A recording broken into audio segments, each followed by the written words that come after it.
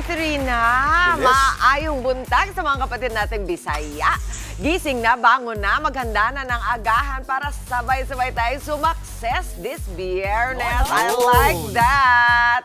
Ito na po ang aming mga pabuena mana sa ating umaga. Good morning, Andre. Good morning, Mami Chiki. Morning. Good morning, Ate Morning, Angela. Angela. Good morning, mga kapatid. Kape-kape na po tayo. Nang mainit, ha? Sa mga mainit din na mga balita, usap-usapan po ngayon ang pagpaparesign ni PBBM sa lahat ng miyembro ng kanyang gabinete. Ilan na po ang mga sumunod sa kanyang utos? Mamaya-maya, detalye po natin yan. Kalmahan lang ang init ng ulo, mga kapatid. Sa QC, isang lalaki galit na naksak matapos siyang ipagpalit sa pangit. Uy, easy. Ito po, hindi po nakakapangit to, ha. Nakaka-chill lang po to. Ang success sa business ng nakilala po naming negosyante na namuro sa Makapuno. Abay, ang kanyang kwento, sekreto, ikikwento po natin. Yan natin sa atin mamaya sa Kita Tayo. Ano daw? Sa Kita Tayo. Baka natin. May mo sa Makapuno? Uy, di ba? Yun yung parang ang buko ang Makapuno. Lahat ng parte nun pwede. Yes, mamaya pag-uusapan natin yan. At eto pa, isa pang nakakaganda sa umaga. Lalo na ngayon, in season pa rin ang mga sagala. Ayan, magpaparada tayo ng mga nagagandahang obra ng isang premyadong Pinoy designer na patok sa mga pang Santa Cruzang rampa. Sabay-sabay tayong mamangha sa kanyang mga gawa mamaya. At kasabay naman ang trending nilang serye ngayon sa Kapatid Network, muling magpapasaya at makikipagkulitan again sa ating new set. Ito ang isa sa bida ng hit series ng Ang Mutya ng Section E. Alam nyo na, yes, nagbabalik Robin Angeles mamaya live na live. Success na success dahil Biyernes na, mga kapatid. Diretso na natin sa unang pasada ng mga maiinit na balita.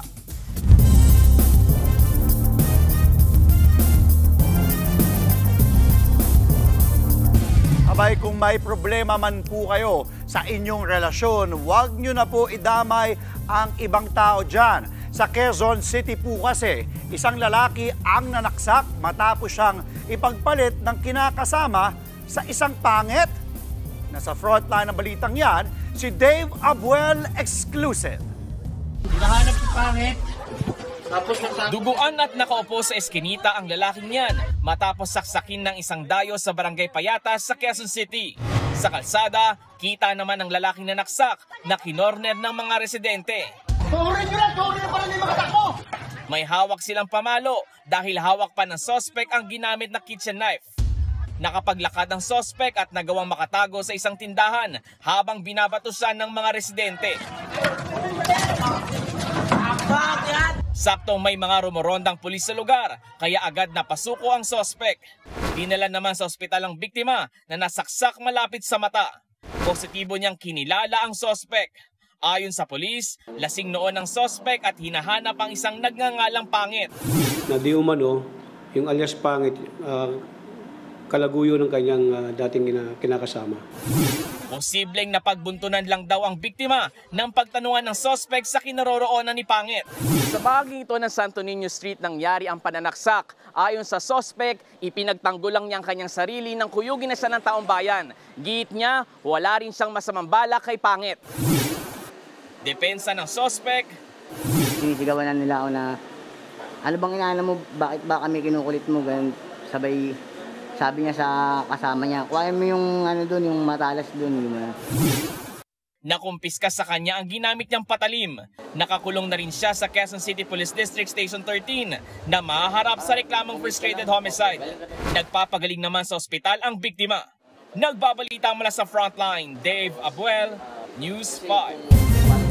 Ang pag-ibig ay nakamamatay nga talaga dahil ito pa ang isang kwento ng saksakan dahil sa relasyon. Nagsaksakan hanggang sa mamatay ang mag-live-in partner sa Kabangkalan City, Negros Occidental. Duguan ang dalawa ng datna ng mga otoridad sa kanilang bahay. Base sa investigasyon, galing Bacolod ang babae kung saan siya nagtatrabaho bilang kasambahay. Umuwi siya para kunin ang anak niyang babae pero hindi siya pinayagan ng kinakasama na bumalik sa trabaho. Dito na nag-away ang dalawa at nagsaksakan gamit ang itak, cutter, kutsilyo at pang-ani ng palay.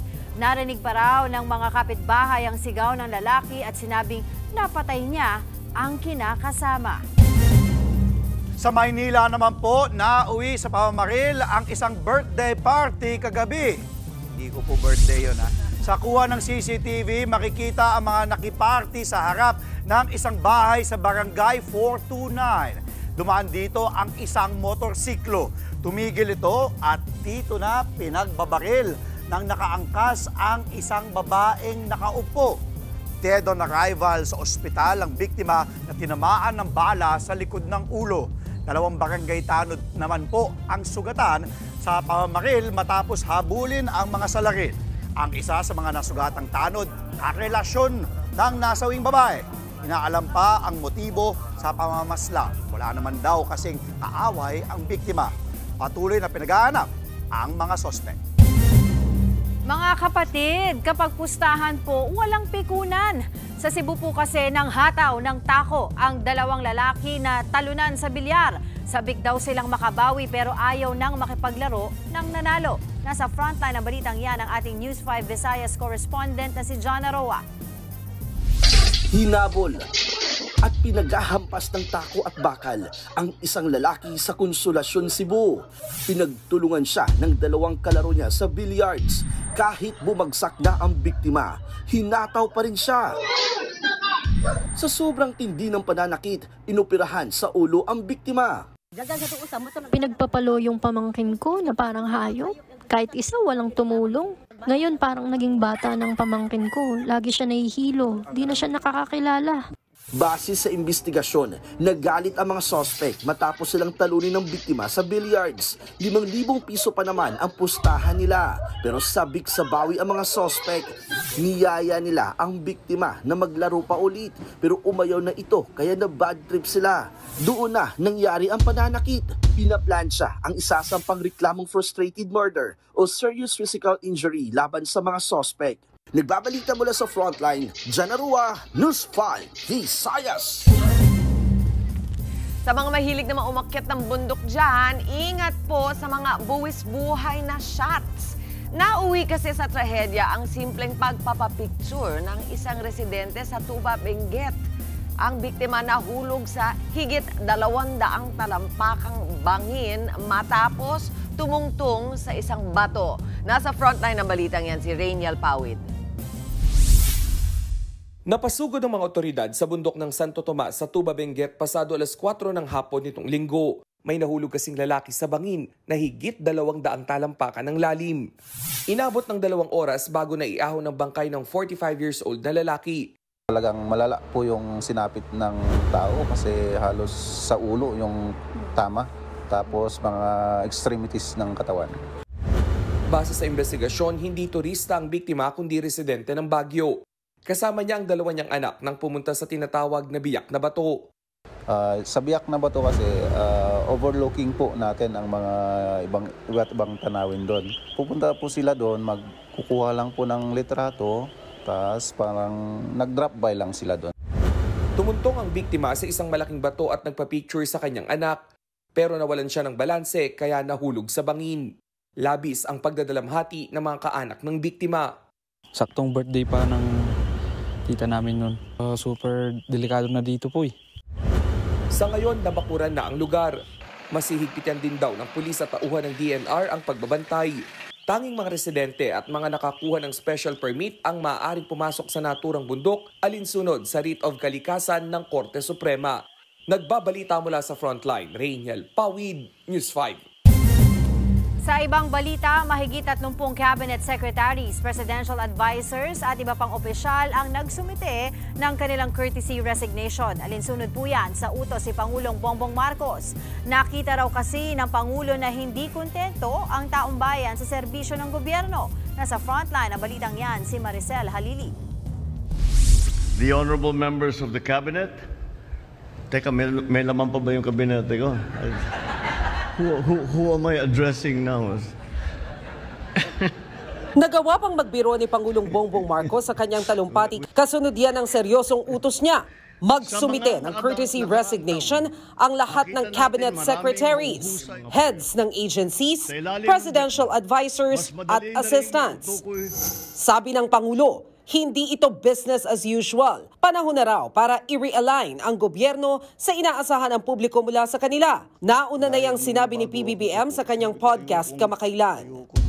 Disappointed ang tao sa serbisyo ng gobyerno. Dapat nga talaga maging mas mabagsik talaga. Kasunod ng utos ng Pangulo, agad-agad nag-resign ang karamihan sa mga kalihim. As his people who he has handpicked to help him, we are duty-bound to follow that. We all serve at the pleasure of the President, and it is a privilege to serve our nation. We give him the full trust and confidence, so the same way he gives it to us. We just follow the leader. And lahat kami dapat mag-comply dyan. Mahigit 30 cabinet secretaries, presidential advisors at iba pang opisyal ng gobyerno ang nagsumite ng courtesy resignation. May ilan pang hindi nagre-resign. Sa mga nagbitiw, ang Pangulo na ang bahalang mamili kung sino ang mananatili at kung sino ang maaalis. Giit ng palasyo. Walang puwang ang tamad at korap sa administrasyon ni Pangulong Marcos Jr. Sa kabila ng pagbibitiw ng mga miyembro ng gabinete, tiniyak ng Malacanang na hindi apektado ang operasyon ng gobyerno. Nagbabalita mula sa frontline, Maricel Halili, News 5. Ayan, recalibration. Actually, alam mo, hindi naman yan iiba sa kapag ka merong bagong boss sa mga corporate, di ba? Usually parang gusto niya bago lahat, aking lahat, gano'n. At saka ito naman, yung courtesy resignation, hindi naman ibig sabihin lahat niyan hindi na babalik, di ba? So, kasi may mga overperforming naman mga cabinet secretaries. Yung mga political analysts na nasabi nila, baka si Vince Dizon ng DOTR, hindi yan alisin because he's performing well naman as of now, no? Tapos, who else pa yung mga nakikita nila? Pwede naman na re-appoint sila. Tapos yung talagang nakikita ng Pangulo na hindi sumusunod doon sa vision ng kanyang administrasyon or nababagalan siya, yun yung talagang aasahan natin na mawawala. Pati hindi naman din bago na yung may mga revamp na ganito sa gabinete. Mami Chicks, alam mo yan. Dahil kahit nung panahon naman nung kay GMA, di ba? Kay Gloria Macapagal-Arroyo, nung panahon po nun sa kanyang administrasyon. Yes, I remember that. Ang dami. I remember that, di ba yung Hello Garci? Yes. Tapos yung college ako nun sa yung nagkaidaran pa tayo dito. Yung yung Hyatt 10, yung nag-walk out yung niya, yung mga sila Gingdeles, iba yung niya, mga cabinet secretaries. So ngayon, ang tanong ko, ang timing nito, tingin mo, parang usually tatapos na eleksyon, di ba?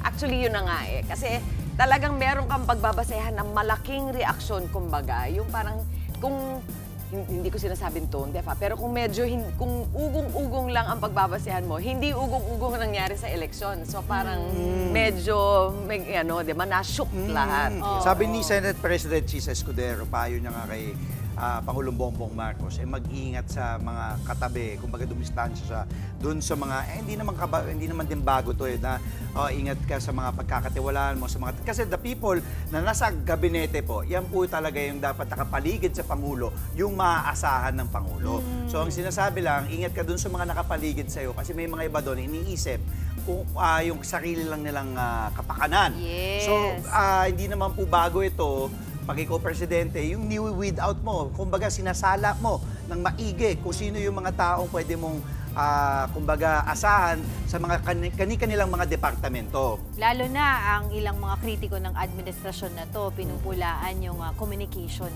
ng administrasyon na to, yung kanilang messaging, 'di ba? Dahil maraming mga kumbaga yung mga critics na nagsasabi na hindi maganda yung messaging ng administrasyon na to. For example, sabi nila, I think this is from Ronald Llamas, isa sa mga political analyst natin dito, na sinasabi nila ang maganda yung ginagawa ng admin tungkol sa West Philippine Sea issue, pero hindi yun nag-translate sa boto ng mga tao dahil halos karamihan o dun sa Duterte block na pumasok sa senatorial race ay mga pro-China, diba? Na hindi gusto yung foreign policy ng PBBM administration. But we will see kung sino yung mga, yun yung naabangan natin within this, hindi pa natin alam, no? Kasi hanggat wala pang nire-reappoint status quo sila. Yes. Dahil may mga... kailangan gumana ang Kailangan, ating oo. gobyerno. Yun naman ang nire-assure ng PBBM administration na hindi naman magwawatak-watak hindi naman madidelay yung mga projects nila. Correct. Tuloy-tuloy naman Yun ang daw. importante. Yun. Alam naman natin pagkatapos ng eleksyon kung gaano kahilig ang tao sa mga ganito. So lahat na naman tayo, meron na naman tayong inaabangan. Ayan po, abangan ninyo ang developments dyan. Sa ibang updates naman po, silipin na natin ang magiging lagay ng panahon ngayong Friday. Mula pa rin sa ating weather tito na laging may panahon para sa iyo. Tito Alvin, ano bang weather today at sa darating na weekend?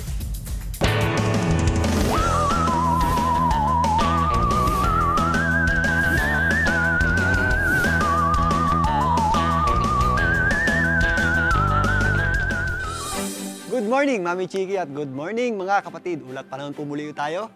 Sa kasalukuyan po, ito pa ring intertropical convergence zone ang nagdadala ng mga posibleng scattered o kalat-kalat na pagulan dito sa malaking bahagi ng Mindanao. Pagpapatuloy yan sa mga susunod na 2 hanggang 3 araw pa. Wala naman tayong low pressure area, pero ito pong mga pagulan na dulot ng ating intertropical convergence zone ay posible pong magdala ng mga flash floods at landslides, particularly dito nga sa areas ng Mindanao. Ito namang easterlies ang patuloy na nagdadala ng mainit at malinsangang panahon sa natitirang bahagi ng ating bansa. Sa susunod na linggo, makakaasa na po tayo ng unti-unting pag-switch o pagpapalit ng ating wind system. Magkakaroon na po tayo ng southwesterly component ng hangin o yung ating pasimula ng hanging habagat. Pero sa ngayon, umaabot pa po yung ating tinatawag na ridge ng high pressure area dito sa ilang bahagi ng Northern Luzon. Kung ang low pressure area ay nagdadala ng maulang panahon, ang ridge ng high pressure area naman ay nagdadala ng relatively clear skies o mas mababa po ang tsansa ng pagulan kapag meron tayong ridge ng high pressure area at nagdadala po ito ng mainit at malinsangang panahon kung saan po ito nakaka-apekto.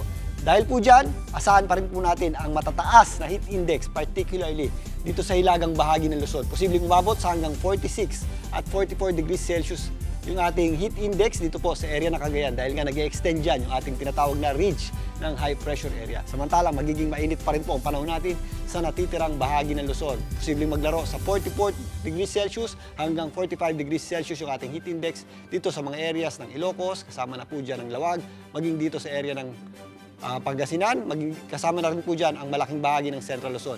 44 degrees tayo dito sa area ng Subic, dyan po sa may Olongapo. Dito naman sa Metro Manila, patuloy pa rin tayo makakaasa ng matinding init at alinsangang panahon, lalong-lalo na sa tanghali na posibleng pumalo sa hanggang 42 degrees Celsius yung ating heat index. Pero again, nangyayari po yung ating mga isolated o localized na pagulan tuwing hapon o gabi. Although medyo mababa po yung chance po niyan sa ngayon, yan po yung mga dagli ang mabibilis na pag-ulan lamang. Pero if ever may thunderstorms tayo, magandaan po natin yan at magdala po tayo o ugaliin po natin ang pagdadala ng payong. Magpapatuloy po yan ngayong weekend at wala naman po tayong inaasang relatively na malawakang pag-ulan dito sa Metro Manila at malayo po ang epekto ng intertropical convergence zone sa atin. Samantalang, dito po sa area ng Visayas, mga pulo-pulo o yung mga isolated na pag-ulan din ang ating aasahan tuwing hapon at gabi. Pero relatively, maliwalas po ang panahon natin sa malaking bahagi ng Visayas. Kasama na po dyan ang Palawan. Nagpapakita naman ng ating araw, pero posible po yung mga localized na pag-ulan. Ito pong mga kulay green or isolated na pag-ulan nga tuwing hapon at gabi. Particularly dito sa mga areas ng Western Visayas, maging dito sa area ng Cebu at Bohol. Dito nga sa Metro Davao, asahan pa rin po natin ang malawakang thunderstorms na dulot ng ating tinatawag na intertropical convergence zone. Magpapatuloy nga yan in the next 2 to 3 days. Kaya again, maganda po tayo sa mga possible effects nito gaya ng mga flash floods at landslides. Kahit nasa city po tayo, nagkakaroon po tayo ng mga biglaang pagbaha, especially sa mga areas na mabababa o low-lying areas. Maliban po sa Davao area, buong Mindanao po ang makakaasa ng mga maulap na panahon at mga posibleng scattered at kalat-kalat na pagulan. Dulot nga ng ating intertropical convergence zone. Kung mapapansin nyo, bandang hapon hanggang gabi, dumadami na po yung ating mga kulay green. Yan po yung ating mga posibleng pagulan at thunderstorms at posibleng nga po yung magpabaha, particularly dito sa areas ng BARMM, Soc-Sargen area at kahapon nga, meron tayong mga naitalang pagbaha dito sa area ng Zamboanga Peninsula. Again, doble ingat po sa mga possible effects sa mga pagulan nito, gaya ng mga flash floods at landslides. At yan po muna ang ating ulat ng panahon ngayong araw ng Biyernes. Happy weekend mga kapatid! Muli, ito po ang inyong weather, Tito Alvin, na laging may panahon para sa'yo. Saluhin natin yan. Maraming salamat, Tito Alvin. Babalikan ka namin mamaya-maya. 10 minuto na lamang po at alas 6 ng umaga ngayong Biyernes sa aming pagbabalik. Ilang magsasaka problemado dahil binabakat daw ng mga negosyante ang ani nilang palay. Babaeng nagbebenta ng peking driver's license, timbog sa entrapment operation. Hollywood actor at the last resort star na si Sam Neill namili ng pasalubong sa Tagaytay bago umuwi ng Amerika. Cute! Marami pa tayong baong pampahappy ngayong araw, kaya tutok lang sa inyong paboritong morning kasalo. Ito ang Good Morning Kapatid!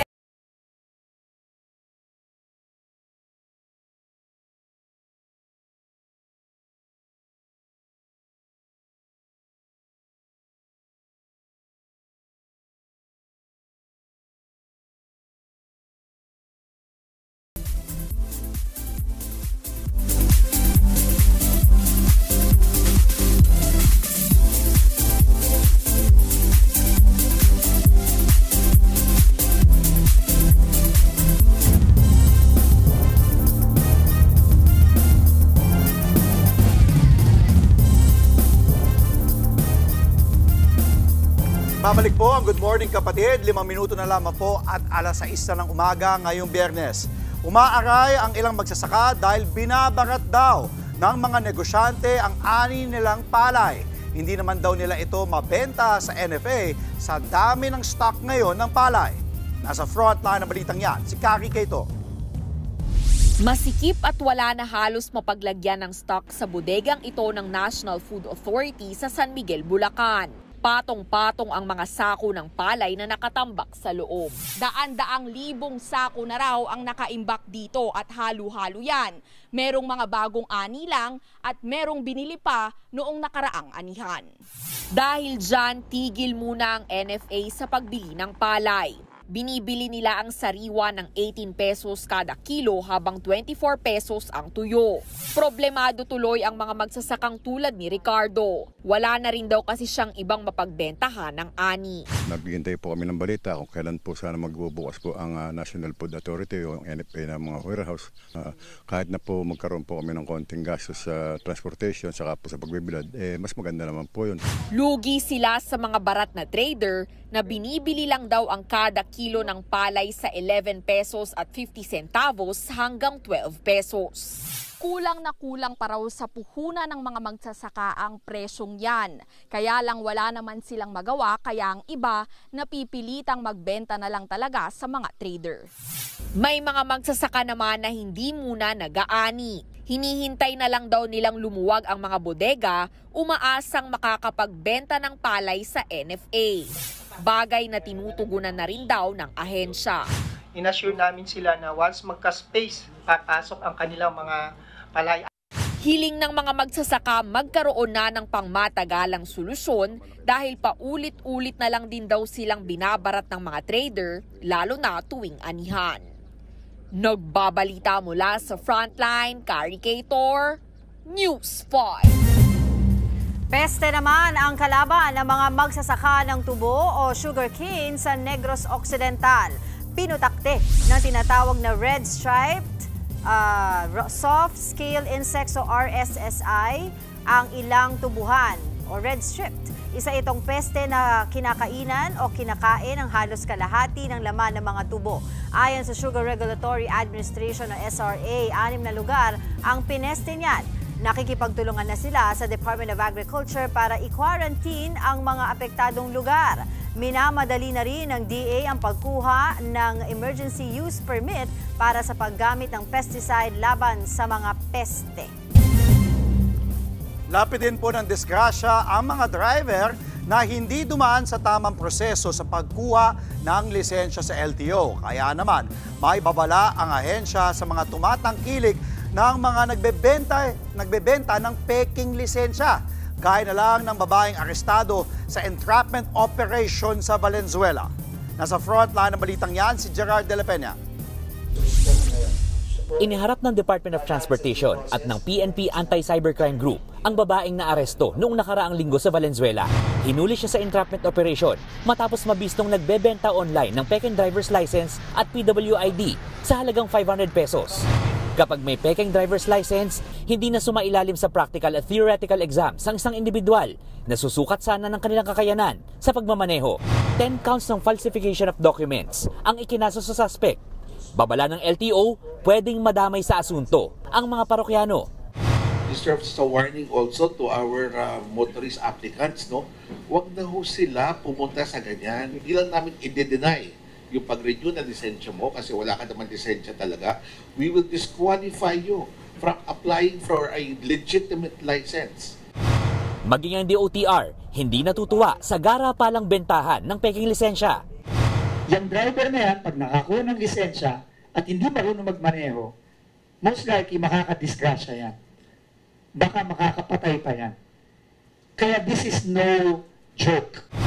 Nagbabalita mula sa Frontline, Gerard de la Peña, News 5. Patay ang isang 15 anyos sa Binatilyo matapos magulungan ng dump truck na minamaneho ng sarili niyang ama. Natutulog daw ang biktima sa likurang bahagi ng truck sa Pasig. Pasado 1:00 ng hapon kahapon. Naatrasan daw ang binata at nagulungan ng truck. Isinugod pa ng tatay ang kanyang anak sa ospital pero hindi na rin daw ito umabot. Hawak ngayon ng otoridad ang ama ng Binatilyo na nahaharap sa reklamong reckless imprudence resulting in homicide. Tumanggi na ang magbigay ng pahayag ang pamilya. Pero nangako naman ang lokal na pamahalaan ng Pasig na tutulungan nito ang pamilya sa gastusin. Ito po, isa na namang insidente ng pangaras ng China sa dagat. Binomba ng tubig, binangga at ginitkit ng isang Chinese vessel ang barko nating naglalayag malapit sa Pag-asa Island. Nasa frontline ng balitang yan, si Gio Robles.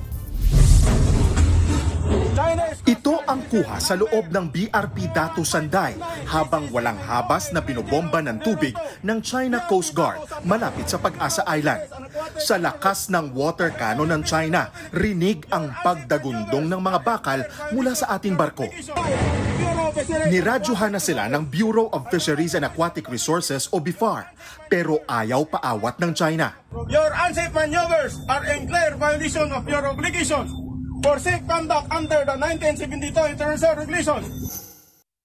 Sa aerial shot naman na ito, makikitang binangga at ginitgit din ng barko ng China ang BRP Datu Sanday.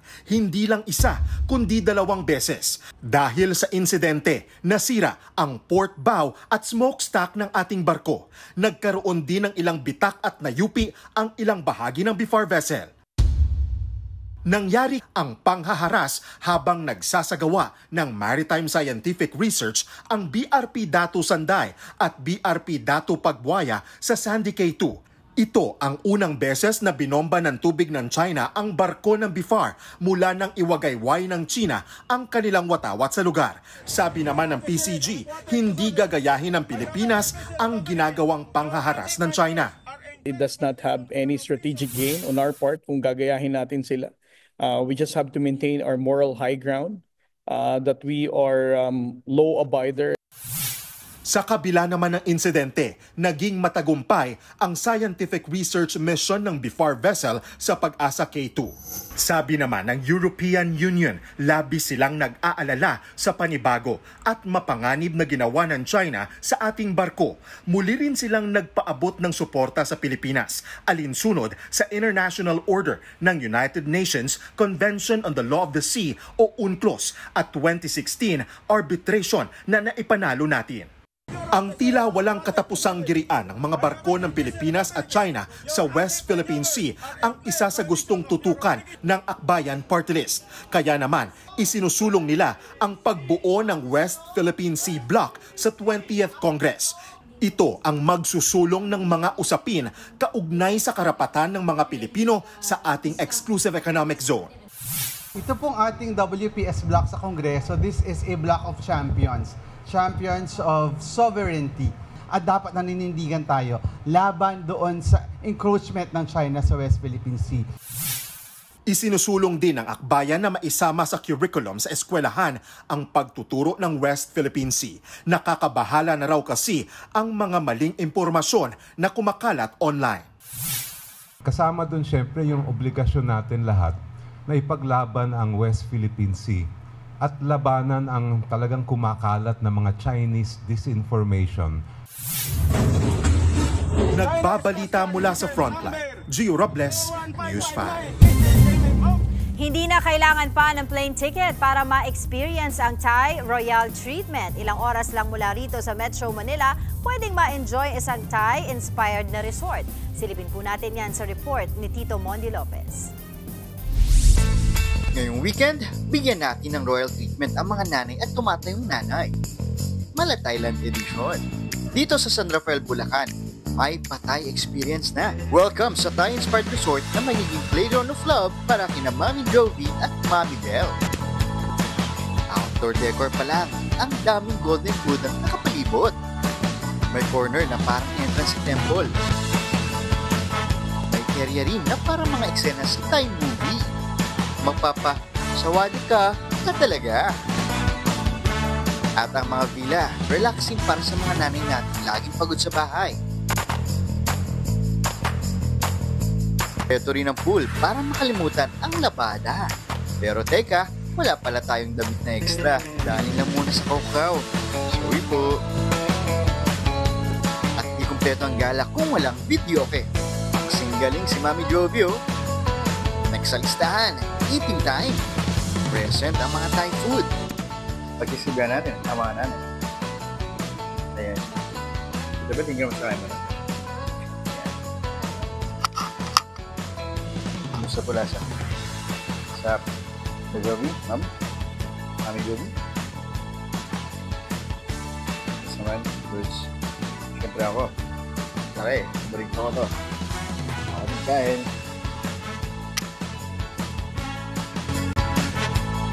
Para tumodo ng Thai vibe, dapat may Thai look ng costume. O, pang best in costume sa misyon peg ng mga nanay natin, ha? Okay naman po, masaya. Sarap yung food. Para na ako nasa Thailand. Ops, mission accomplished ako. At kahit hindi Mother's Day, pwede tayong magpakita ng love at care every day. Happy weekend, mga kapatid! Woo! Mondi Lopez, News 5. At eto, isa pa pong pasyalan idea ngayong weekend, historic Pantalan sa Mariveles, Bataan ang pinupuntahan ngayon dahil sa ganda ng view. Nagbabalik si Tito Mondi Lopez. Quick tambay spot bang hanap mo? Tara, pasyal tayo sa Pantalan ng Barangay Poblasyon, Mariveles, Bataan. Free ang hangin at dagat, libre ang view pati chismis. Mula sa Mandaluyong, dumayo tayo dito sa Mariveles, Bataan. Paghanap lang ng Pantalan, mantakan nyo ang layo no?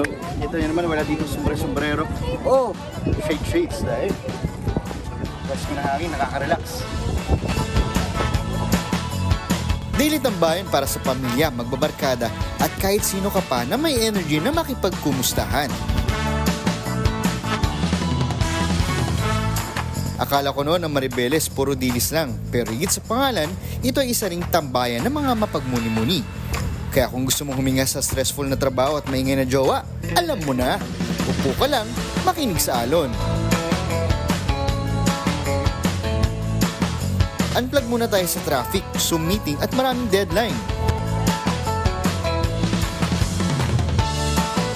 Huminga at huminto saglit at kumawala sa ingay ng city. Embrace muna natin ang katahimikang matagal mo nang inaasam-asam. At alam nyo ba ang Pantalang ito nagsilbing landing site ng mga sundalong Pilipino at Amerikano noong panahon ng World War II laban sa mga Hapon.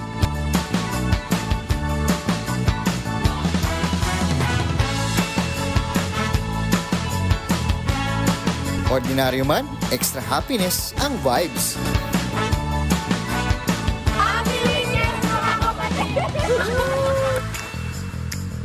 Wala pong entrance fee dito ha. Mondi Lopez, News 5.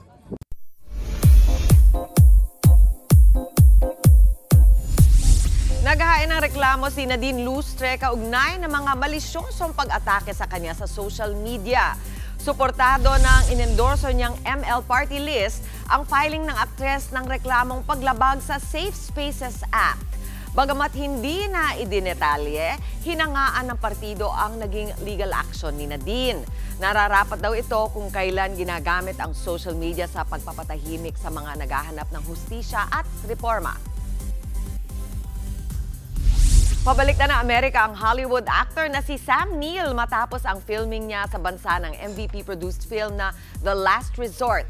At isa raw sa babaunin niyang core memory ang handshake niya kay Pangulong Bongbong Marcos sa Malacanang. Nasa frontline ng balitang yan si MJ Marfori. Todo flex sa kanyang barongang veteran Hollywood actor na si Sam Neill sa pagbisita niya sa Malacanang. Nakaka-proud daw na bigyan ng importansya ng gobyerno ang MVP-produced Hollywood movie na The Last Resort. It was a great honor, and we went to the President's Palace, and we had an audience with him, and he was so charming. I very much liked him. It was great. Layo ng Hollywood movie na ipakita sa mundo ang ganda ng mga isla sa Pilipinas. Isa itong romantic comedy film directed by Donald Petrie and written by Karen McCullough. Bida riyan si Daisy Ridley at tatay niya sa pelikula, si Sam. Nothing but praises naman si Sam sa Pinoy crew.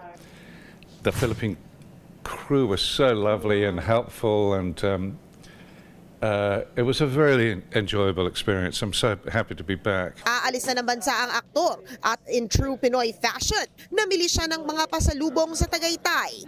Abangan ang Hollywood movie ng MVP Group na The Last Resort. Nagbabalita mula sa Frontline, MJ Marfori, News 5.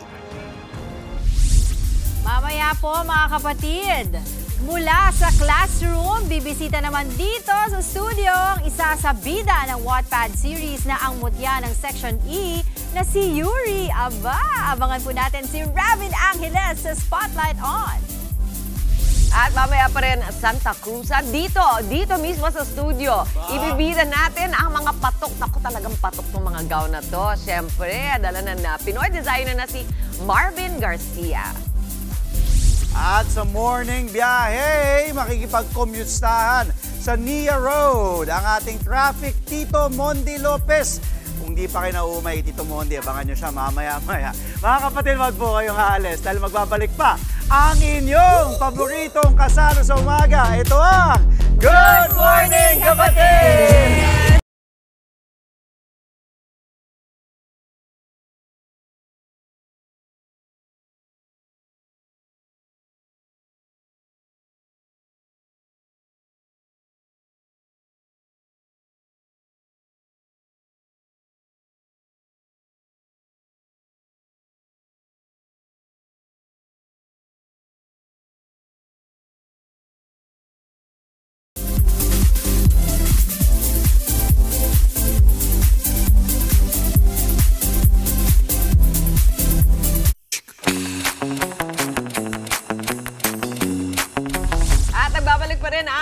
Good Morning Kapatid!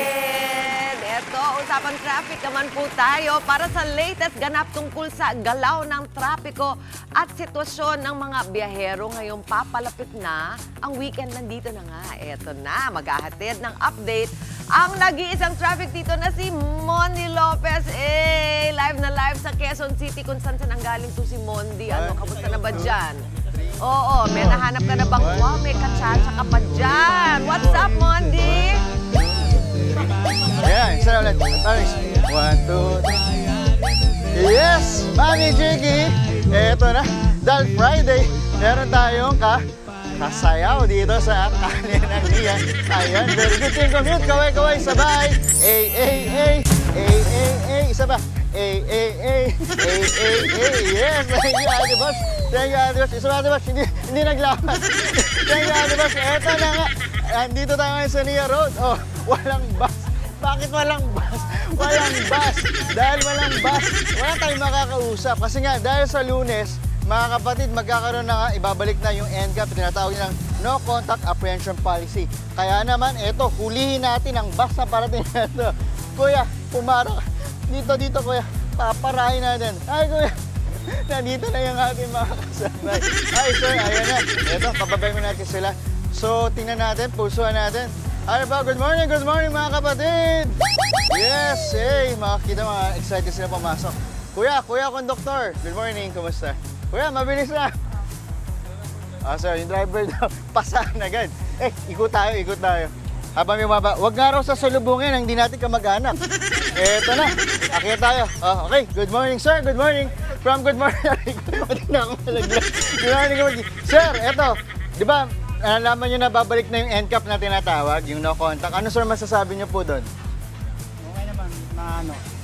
kahit pa paano makabawasan yung mga natin sa kalsada. Alin sir yung mababawasan? Yung mga pasaway. Mga pasaway? Sino ba yung mga pasaway na yan, sir?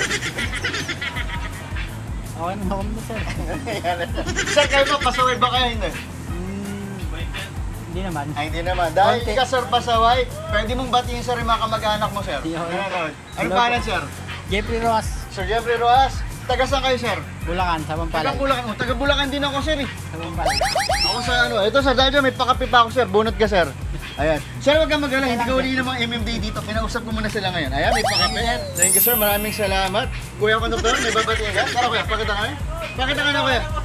Mahihayin sila. Kuya, pinagpakisan. O, yan muna natin. Morning BI update. Back to studio. Dahil aray ko. Diba? Nung contact policy nga kaya ayaw niya humawag dun sa bulsa mo. Ito talaga si Tito Mondi. Pero magpakape ka pa dyan. Nako, mukhang kailangan nila magising Friday na. Pagod na lahat. Maraming salamat sa'yo.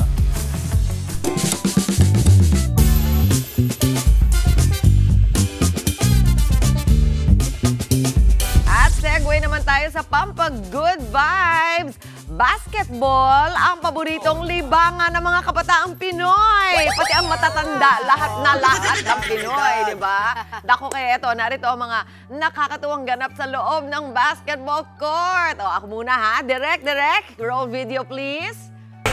Panurin niyo to. Ito, literal na human buzzer si ate. Kapapagod yan dahil Gina G sa pag-ihit ng Toronto tuwing may foul, tuwing may time out. Go, ate, go! Napatukang pa eh. Paano nagka-idea tuloy ako tuwing manonood ako ng game ng anak ko Narito naman ang aking entry for today's video. Kinaaliwan ng mga basketball fan ng liga ng mga LGBTQ na ito. Oy, napanood ko! Kasi pa naman si Sis, pack na pack ang traveling violation. Gusto ko yung shorts. Ayan, nakakatawa yan. Go! Yung shorts, ang cute eh. Traveling around the world. Ayan. At syempre, hindi ako magpapahuli. Dapat may entry din po ako. Ito naman, ang kakaiba, commentator.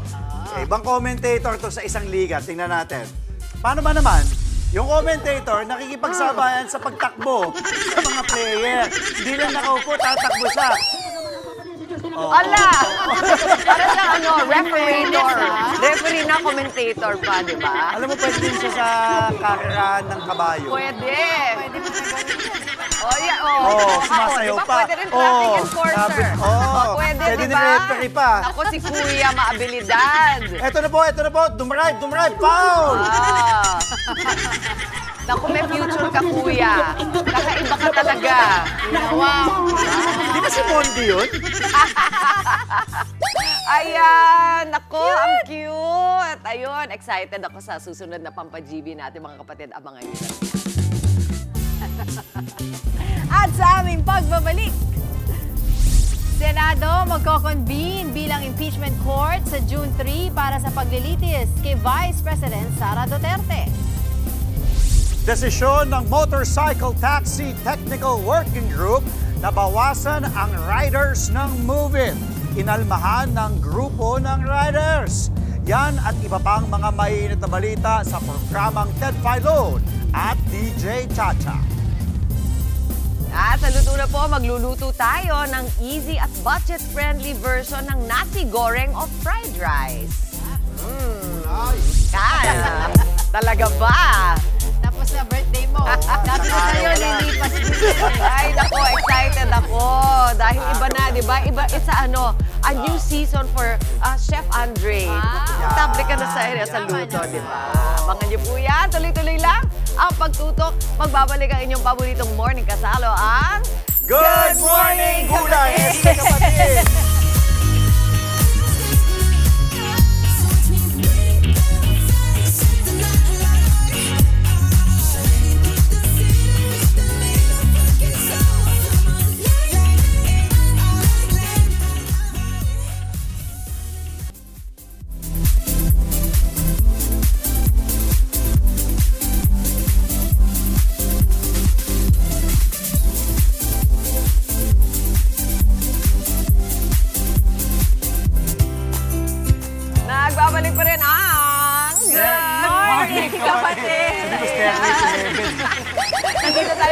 kusina ni Andre. Ay! Talaga. Dapat kilala mo yung regalo sa Oo inyo. nga, hindi, wala tayong steak eh. Oo, ay nako. Pwede na to, Next time Charles. mag-steak tayo. Ito maganda to. Tuturuan namin kayo this morning ng recipe na pwedeng pagsaluhan ng buong pamilya at talaga kahit sino kaya lutuin ito, di ba? At ito maganda sa halagang less than 200 pesos. Ito po ang tinatawag na nasi goreng o fried rice. According to Angela, ano nga ang nasi ba? Ang Rice, sa Indonesian tsaka Malaysia nasi. Pero sa Kapampangan, they call din rice nasi. Nasi. Yun ang pangalan, fried rice. Ito po mga sangkap.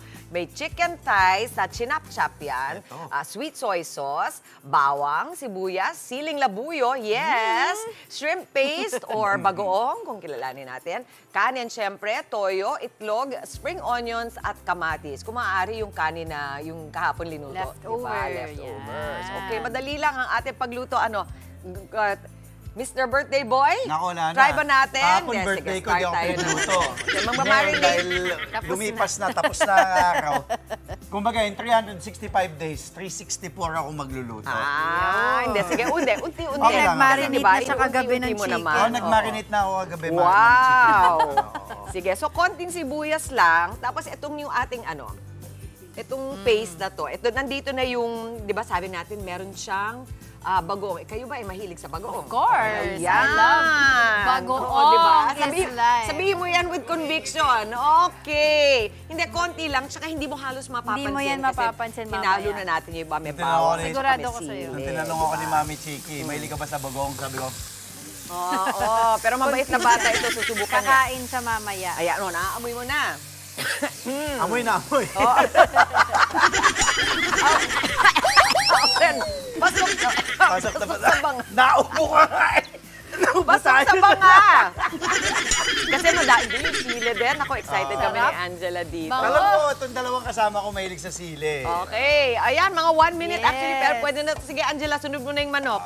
Yung manok, ito yung na-marinate na ni Andre kagabi. Oo. Kasama si Angge at si Jello. Sige, kasi di ba actually ang bagoong kasi luto na yan eh. Sige, Hindi naman talsik Okay lang, ilapit mo lang yung bowl para yan. Lahat na po? Oo, tapos ilapit natin para hindi tumasik. Yan, huwag ka matakot. Okay.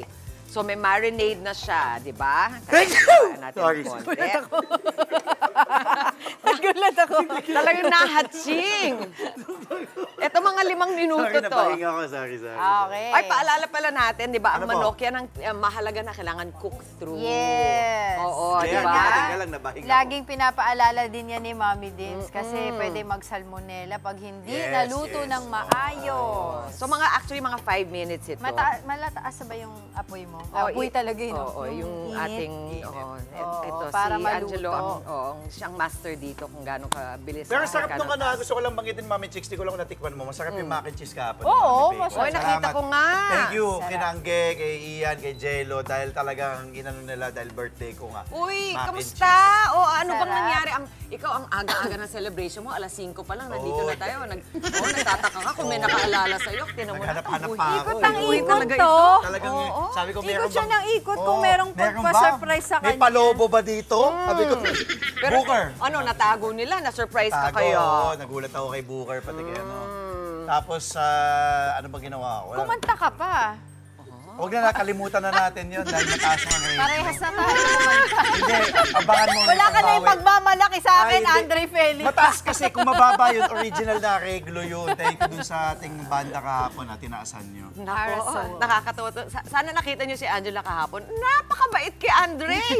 Talagang, yung... Binigyan pa ako ng ng regalo eh. Ay, ang cute.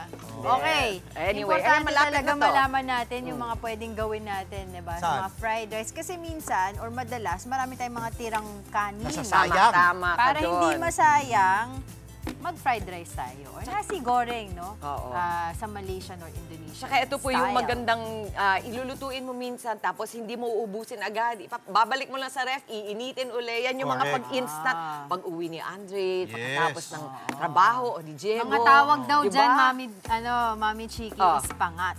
Pangatlo. Init. I like Saan it. kahapon? Okay din. Saan galing si Mami Chiki kahapon? Bumiyahe ka pa kahapon. Mandaluyong plinano namin yun. Isang hindi kami kembot lalayo. lang nandito na siya. Naku, Diyos ko, tago-tago pa ako doon para hindi ka, Sweet mo nga. Kinaga mo nga yung napakabigat na cake. Ay, naku. Tsaka, mahal na mahal ko na si Booker. Mahal na Love mahal at ka din ni first Booker. sight. Ang cute. Oy!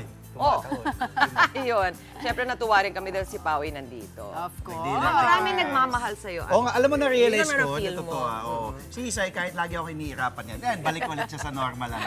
Mahal din pala ako ni Isay. Dami niyang baon sa cellphone niya, dami niyang bala sa akin. Pero salamat po sa lahat ng bumati ha. Thank you so much ha. Salamat po sa lahat ng mga hindi ko na-replyan lahat. Pero thank you, Ian. Thank you ha. Ang dami. Sabi ko, na-realize ko. Kasi ako gusto ko lang lagi masaya nga. Naiyak ka ba nung nakita mo yung parents mo? Bumili pa sila ng cake. Oo nga. Doon ako Na sila naluha lang ako. kumain sa States. Naluha ako doon eh. Okay, Mami Chiki. Sige, unti-unti. Lalagyan na natin. Yes, Ito na po. pwede na. Yan, Pwede na? maganda na yung Sunod kulay na ng yung ating... bagong, pati yung Yung chicken. chicken. Okay. Kasi tuloy pa naman ang pagluto ng chicken, Okay, pero Angela, at least tama na yung yan. kulay. Lahat na po Hawakan ba? ko. Lahat na. Angela, yan na. Hindi na siya tumatalsik, so okay lang. Pati swerte mo, hindi pa natin binabatukin na Manong Ted. Usually, naabutan It's my kasi day siya. to day. Pag magluluto siya, Oo. habang tinutuloy po natin. Laging nai-interrupt eh. Maganda time. Tapos ito, huwag kayo mag-alala kasi maganda din. Ako gustong-gusto ko pagka medyo sunog or medyo... Dalawa, Mami yung Chicks. sige. Para mas maano. ikaw na. Okay, sige. Gusto ko nga yung Kayang-kaya ni Mami Chicks. Oo. Hindi, mahirap naman kasi maraming kamay eh. Kung meron kayong Ito, walk, Mami Chicks, ikaw na. yung maganda pag meron kayong walk, yung malalim-lalim, Oo, di yung ba? ganyan-ganyan. Oo, pero kahit naman Pati alam mo pwede. anong gusto ko din, yung may tutong. Yes, I love to talk. Yun ang gustong-gusto ko. I love Sa to ilalim. talk din. Sa kapuno. Yan. So, ang naka-standby po dyan ay yung mga toppings natin. So, di ba, kung kilala nyo yung nasi goreng, alam nyo makulay yun eh. Ang dami-dami mga Yes, iba-ibang mga may mga herbs and pa-red. spices. Yan. So, mamaya lalagyan natin nung tomato, nung kamatis, tapos yung ang gusto nilang toppings dyan, yung fried egg. Egg. So, marunong ka na ba mag-prito na itlog? Okay. Siguro, Mami Chiki. Okay, sige, eto na. Habang itinutuloy natin ang ating nasi goreng, balitaan muna tayo kasama si Manong Ted at si Mase. Maricel Halili, good morning sa inyong dalawa. Morning.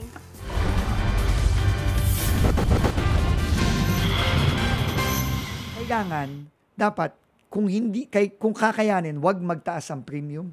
At kung tataas man, maliit na maliit. At kailangan i-absorb yan ng bus company at ng operator. At hindi yan dapat mag-translate into higher fares. Oo, Yan kasi- po ang critical dyan. Oo, yun ang concern eh. Baka Yes. mamaya pati yung mga pamasahe. Tumaas. Tumaas. Hindi naman dapat yun. No? So yun po ang kabigin-biginan ng Pangulo. Oo, ako din ay nakatanggap naman ng informasyon na kasi, Sel, Sec, as you know, itong mga pagkuha mo ng CTPL, right? Itong Opo. Insurance Third-Party Liability, yan ay may database para doon sa verification, etc. and Para hindi ho interconnectivity. nagdodoble. Yes, okay. Ngayon, merong kasing provider niyan, no? At ito ay kumbaga interconnectivity firm, no?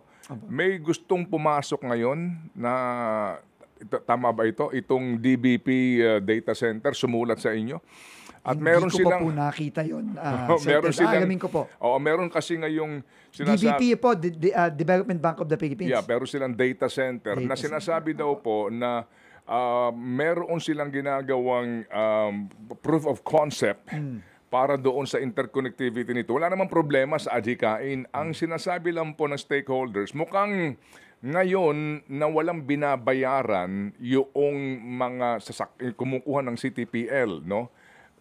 Mag-charge correspondingly ng fee. Ng transaction fee. Ng IT fee.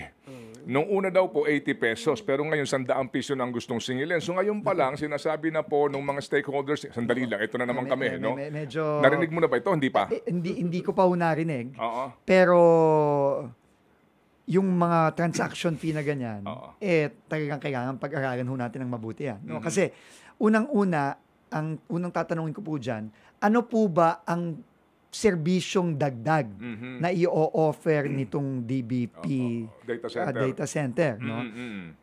Ikagawang tanong, kailangan ba yung serbisyong dagdag na yan? Ano ba ang purpose niyan? Yan ba ay makakatulong sa ating mga kababayan? And ikatlo, kung may fee yan, bakit naman ganyang kataas ang fee, no? Sige, So, ano ho sige, yan, no? pag-aralan muna. Okay. Kailangan pag-aralan ho natin yan. Hindi po basta-basta yan. Kasi, ang pagkakaalam ko po, meron na ngayong sistema, kasi ang classic na problema dyan, sa pagkakaintindi ko, Kuya Ted, no, is, dati, nung nakaraan, nung hindi pa computerized, yung CTPL, dahil mano-mano yan, minsan isang CTPL sa 5 jeep. So, ibig sabihin, kapag na-aksidente ang isang jeep, at nagbayad na yung insurance, pag na-aksidente yung ibang jeep, wala nang ibabayad yung insurance. Wala nang makukuha yung mga... Na-rehistro siya dahil gamit niya ang bogus na o kaya duplicate. Duplicate o minsan quintuplicate pa nga yung mga dating naririnig ko eh. So, alam ko po na-address na yan. Dapat. No? Pero pag-aaralan po natin. So, ang tanong ko po ngayon, nung sinabi mo sa akin yan, ano ba ang bagong purpose nito? Okay, sige. Mapag-aralan. O may tanong ko pa, Sel? Okay. Yung munang common station, naglabas po ng statement, no, yung kumpanya, yung BF Construction, tsaka yung kanyang ka-joint venture na wala sa amin ang problema. Yung problema sa gobyerno, hindi kami binabayaran. Opo. Hindi ko na sasagutin ng directly yun. No? Ito na lang ang sasabihin ko. Terminated na ho ang kontrata. Makaka-move on na po tayo. Para sa akin po at para sa Pangulo, ang pinaka-importante ngayon, matapos na finally ang common station. After 12 years, matapos na. At ang goal po natin is by 2026 and end of 2026 or beginning of 2027, kasabay ng ipinangakong matatapos ang MRT7, tapos na rin po ang common station para buong-buo na po tayo. Ngayon, doon naman po sa ng BF. Ang importante lang po dito is malaman natin ano ba ang pagkukulang ng BF? Kung may pagkukulang ang gobyerno, aaminin naman natin yon, magbabayad naman tayo.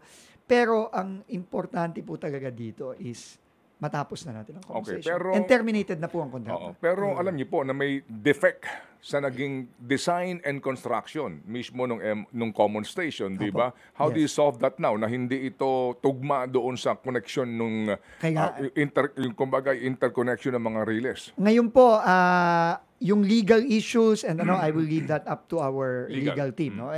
That under naman po 'yan, no?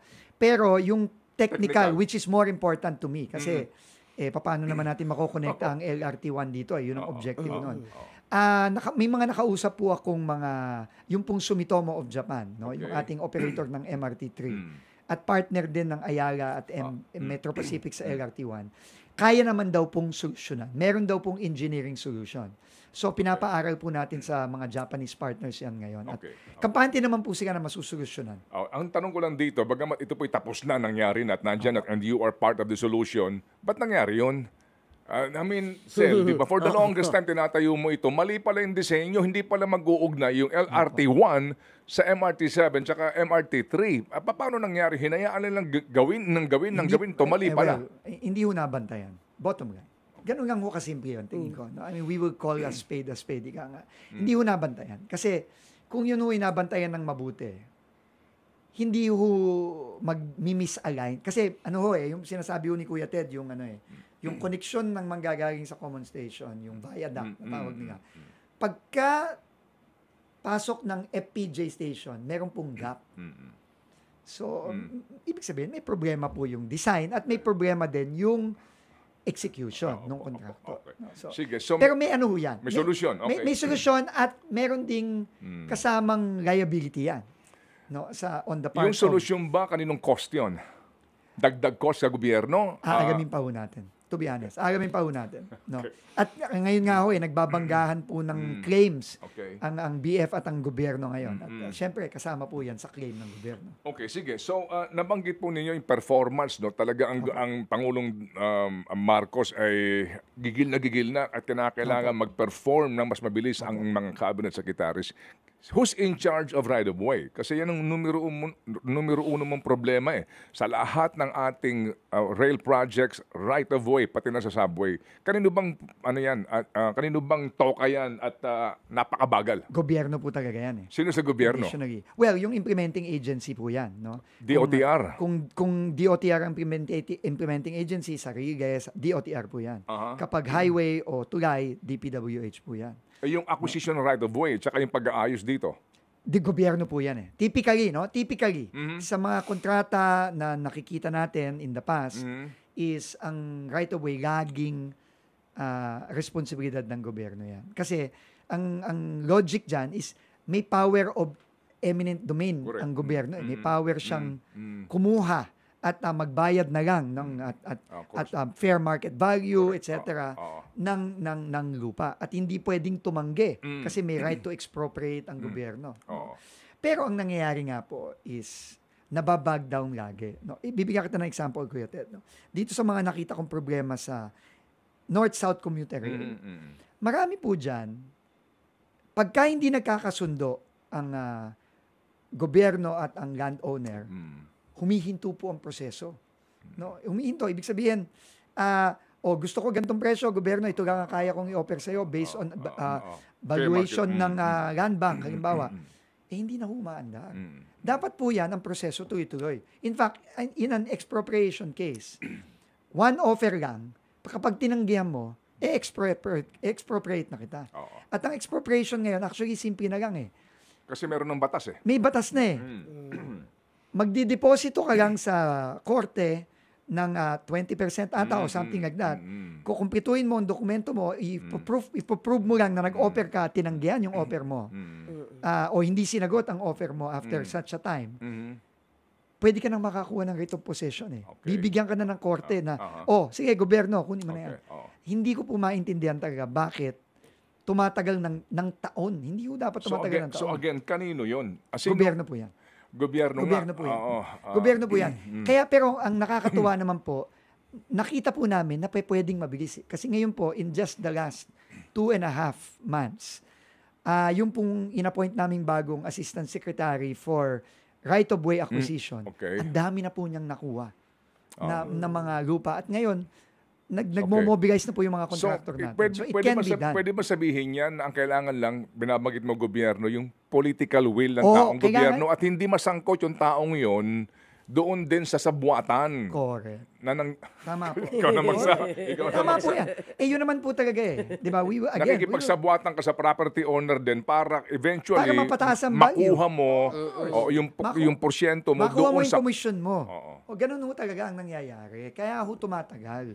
No, I mean pero kung hindi ho gagawin yon, mabilis po eh. Kasi ngayon ang reklamo ng mga investors, nag-aabono sila para bumilis na kasi yung kanilang cost of money natetenga. Tama po. Kaya doon sa acquisition mo ng tatamaan ng highway mo, ako na bahalang bumili niya, makipagtransaksyon, right? In fact po, ang maganda dyan, gawin na lang na gano'n, yung dinescribe nyo ho ngayon. Kung ang gobyerno hindi talaga kaya o talagang wala na tayong magagawa dito sa dinescribe natin ngayon na dahil naghihintay lang ng komisyon kaya tumatagal yung pagbili ng lupa, private sector na lang. Kasi sa private sector, yung concept na time is money.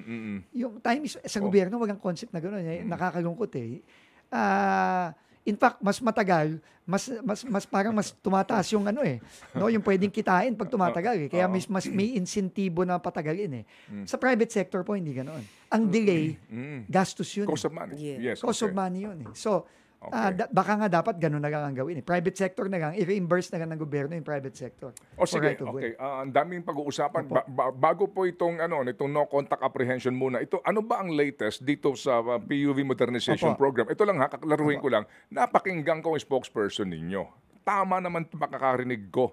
Sinasabi niya, sa lahat daw po ng mga hindi nag-consolidate, okay, kapag kayo ay hindi pa rin nag-consolidate, at bumiyahe kayo, huhulihin kayo kasi kolorum na kayo.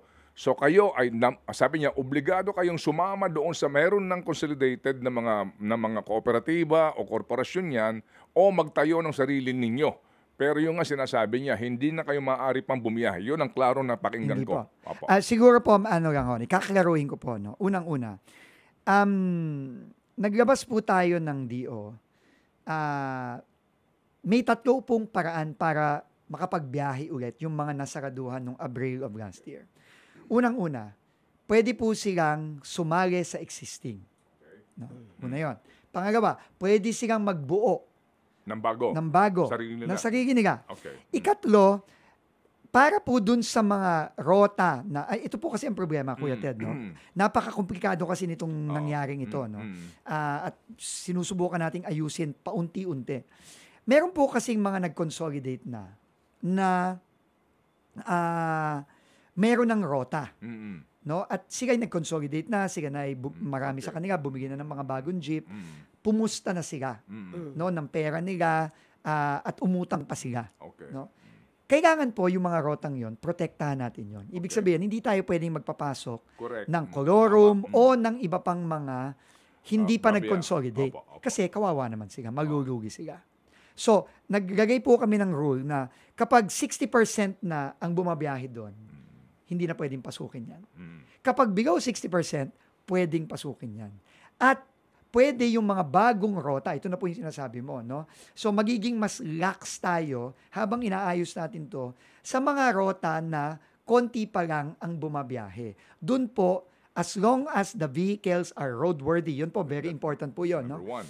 Dapat roadworthy, hindi pwedeng kakarag-karag. pudpud na ang gulong, hindi pwedeng kakarag-karag, hindi pwedeng mga belt share, hindi pwede yan, no?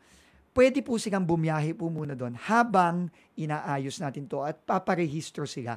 At yun po ang ginagawa ng LTFRB at LTO ngayon na guidelines. Okay, so bibigyan sila ng provisional authority Bibigyan of franchise. sila ng provisional authority. Ang reklamo nila ngayon, pahirap sa kanilang LTFRB. Hindi ba kasama Kasi sa hindi pinag-resign na presidente ng LTFRB, Chairman?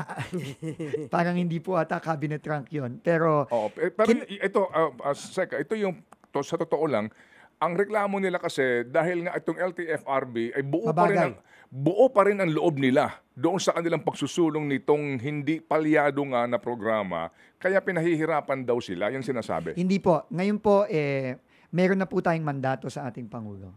No? Ito pong pinresenta natin nung nakaraang araw. Sinabi na po ng Pangulo, yes, go ahead. Let's do this more, let's put some, more thought into doing this. Wag nating bibiglain at wag nating mamadaliin. Kasi aminado ang Pangulo nung nakita po niya ang datos na may problemang kailangan ayusin. So, with that directive po from the President, pinatawag ko na po ang LTO, LTFRB, at DOTR, para talagang maglabas na ng final guidelines para talagang dahan-dahanin na muna natin itong final guidelines, kasama na dyan yung pag-identify ng ruta kung saan maaaring bumiyahe. Kasi yun po ang pinaka-importante, Kuya Ted. Kasi magpapasokan din, Sek. Yes, tama po. So, kailangan po talaga yung mga rutang yon ma-identify na. Kasi, alam nyo, ito, binigay ko po sa Pangulo to, itong datos na to. Out of the 100% na routes sa Pilipinas, 18% pa lang po ang nafa-finalize at nara-rationalize. Buong Pilipinas. 18%. Buong Pilipinas. Less than 20% buong Pilipinas. So may problema. Doon pa lang po malaki na problema. So kailangan nating madaliin yan. Okay. And itong pag-i-issue ng mga provisional authority, narinig ko din po yan sa ating mga kasama sa transport sector. Nababagalan po, may mga hindi pa ata lumalabas, taon na ang binilang. So hindi na po pwede yan. No? Sabi po ng Pangulo, kailangan bilisan natin lahat to. Okay, so inyo na ho bang naiharap ang totoong datos dito po sa PUV Modernization Program sa Presidente? Opo. Hindi ba siya na-shock? Medyo nagulat po siya. No? Medyo nagulat po siya. Kasi, unfortunately, hindi yun yung nakita niyang datos dati. No? At hindi yun ang breakdown. Kasi alam mo yung datos, Ted, ako, ekonomista po ako by profession. No? Nagtuturo po ako ng economics dati. Yung datos, pag pinakita mo yan, kung hindi mo bibigay yung detalye ng datos, kahit ano pwede mong sabihin sa datos na yan. Okay. Kahit anong storya, pwede kang magkwento na base sa parehong datos. Pero kailangan hihimayin mo. At yun po ang ginawa namin. Hinimay po namin ang datos, pinakita po namin sa Pangulo ang datos hanggang sa baba. Okay. At yun po ang nakita niya. Opo. Pwede ba namin malaman lang ang ilang mga datos na to, Sec, please? Halimbawa po, okay. Marami yung nagsabi 86% na ang consolidated. Yes. Hindi po accurate yon. So, hindi ko nasasabing hindi totoo. Hindi accurate yon. 86% ang nag-submit ng letter of intent na mag-consolidate. Ibig sabihin, jeepney operator ako, sabi ko, sige po, LTO, LTFRB, gusto ko pong mag-consolidate. Yun ang 86%. Pero ang consolidated na talaga ay 39.6% lang. Ibig sabihin, mahigit kalahati dun sa 86% na nagsabi, gusto naming mag-consolidate. Yun lang ang talagang nagbuo ng cooperative, nag-register, at nabigyan ng public conveyance, to run, ng prangkisa. Okay. Out of the 39.6%, actually, maliit na porsyento lang ang actually bumili na ng modern jeeps. Okay. In fact, 170,000, Kuya Ted, ang total PUVs, kasama na yung mga UV Express, etc. No? Out of the 170,000, 12,000 lang po, 12,000 lang po ang nakapag-convert na into modern. So, napakaliit po nun. That is less than 10%. No? So, yun po ang mga pinakita nating datos sa ating Pangulo. Pwede ba malaman, out of that 12,000 units na modernized, ilan doon ang walang problema sa pagbabayad sa kanilang inutang? 40% lang po doon. 60% po, more than 50% po ang hirap magbayad o hindi nakakabayad ng utang ngayon. Yun po ang report ng DBP at Land Bank. Okay, DBP at Land Bank. So, umutang sa kanila, may nag-default na ba at magkanong halaga ng default?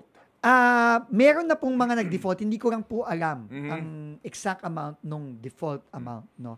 Pero, ang sinabi po sa amin ng DBP at Land Bank is more than half nung kanilang pinautang halos hindi na nakakabayad ng utang. Merong mga konting nakakabayad, pero more than half halos hindi na nakakabayad. Okay, so, medyo problema po yun. Okay, so kailangan po nating tulungan yung mga nandun. Ano, Sel? Bakit yun na pinresent? Actually, nagulat din ako sa number kasi ito din yung nire-report namin Hindi pala, totoo to. Tayo naman gusto lang natin magpakatotoo. Gusto lang natin sabihin ano ba ang totoo. Kasi kung di natin sasabihin yung totoo, hindi natin masosolve. Blinded ang presidente. Blinded siya kasi... Tsaka hindi natin masosolve. Tsaka maniniwala siya sa mali direksyon ng programa. Tama? At sasabog na lang ho yan. Can you imagine po, pagka nag-declare na po ng default ang mga bangko, government banks po ito. State banks yan. State banks po ito. Hindi po to private banks. No? So, kamot-ulo si presidente? Hindi naman po. Pero naano siya. He was really frustrated. He was very frustrated with this. And I think ang maganda po sa direksyon ng ating Pangulo is we have to fix it. Okay. We have to fix it. Yes, we have to fix it. Thank you for being straightforward, Sec, dito po sa isyong ito. Sir, can we go on a little extension lang? Meron na ho kami mga hanap buhay dito para po sa sweldo ni Chacha, kahit nakalib siya ngayon. Okay, sandiyan po lamang kayo. Babalik ka sa mga bumabiyahe sa EDSA, C5. Pag-usapan lang natin to kasi they will implement na raw sa in relation sa EDSA rebuild, no?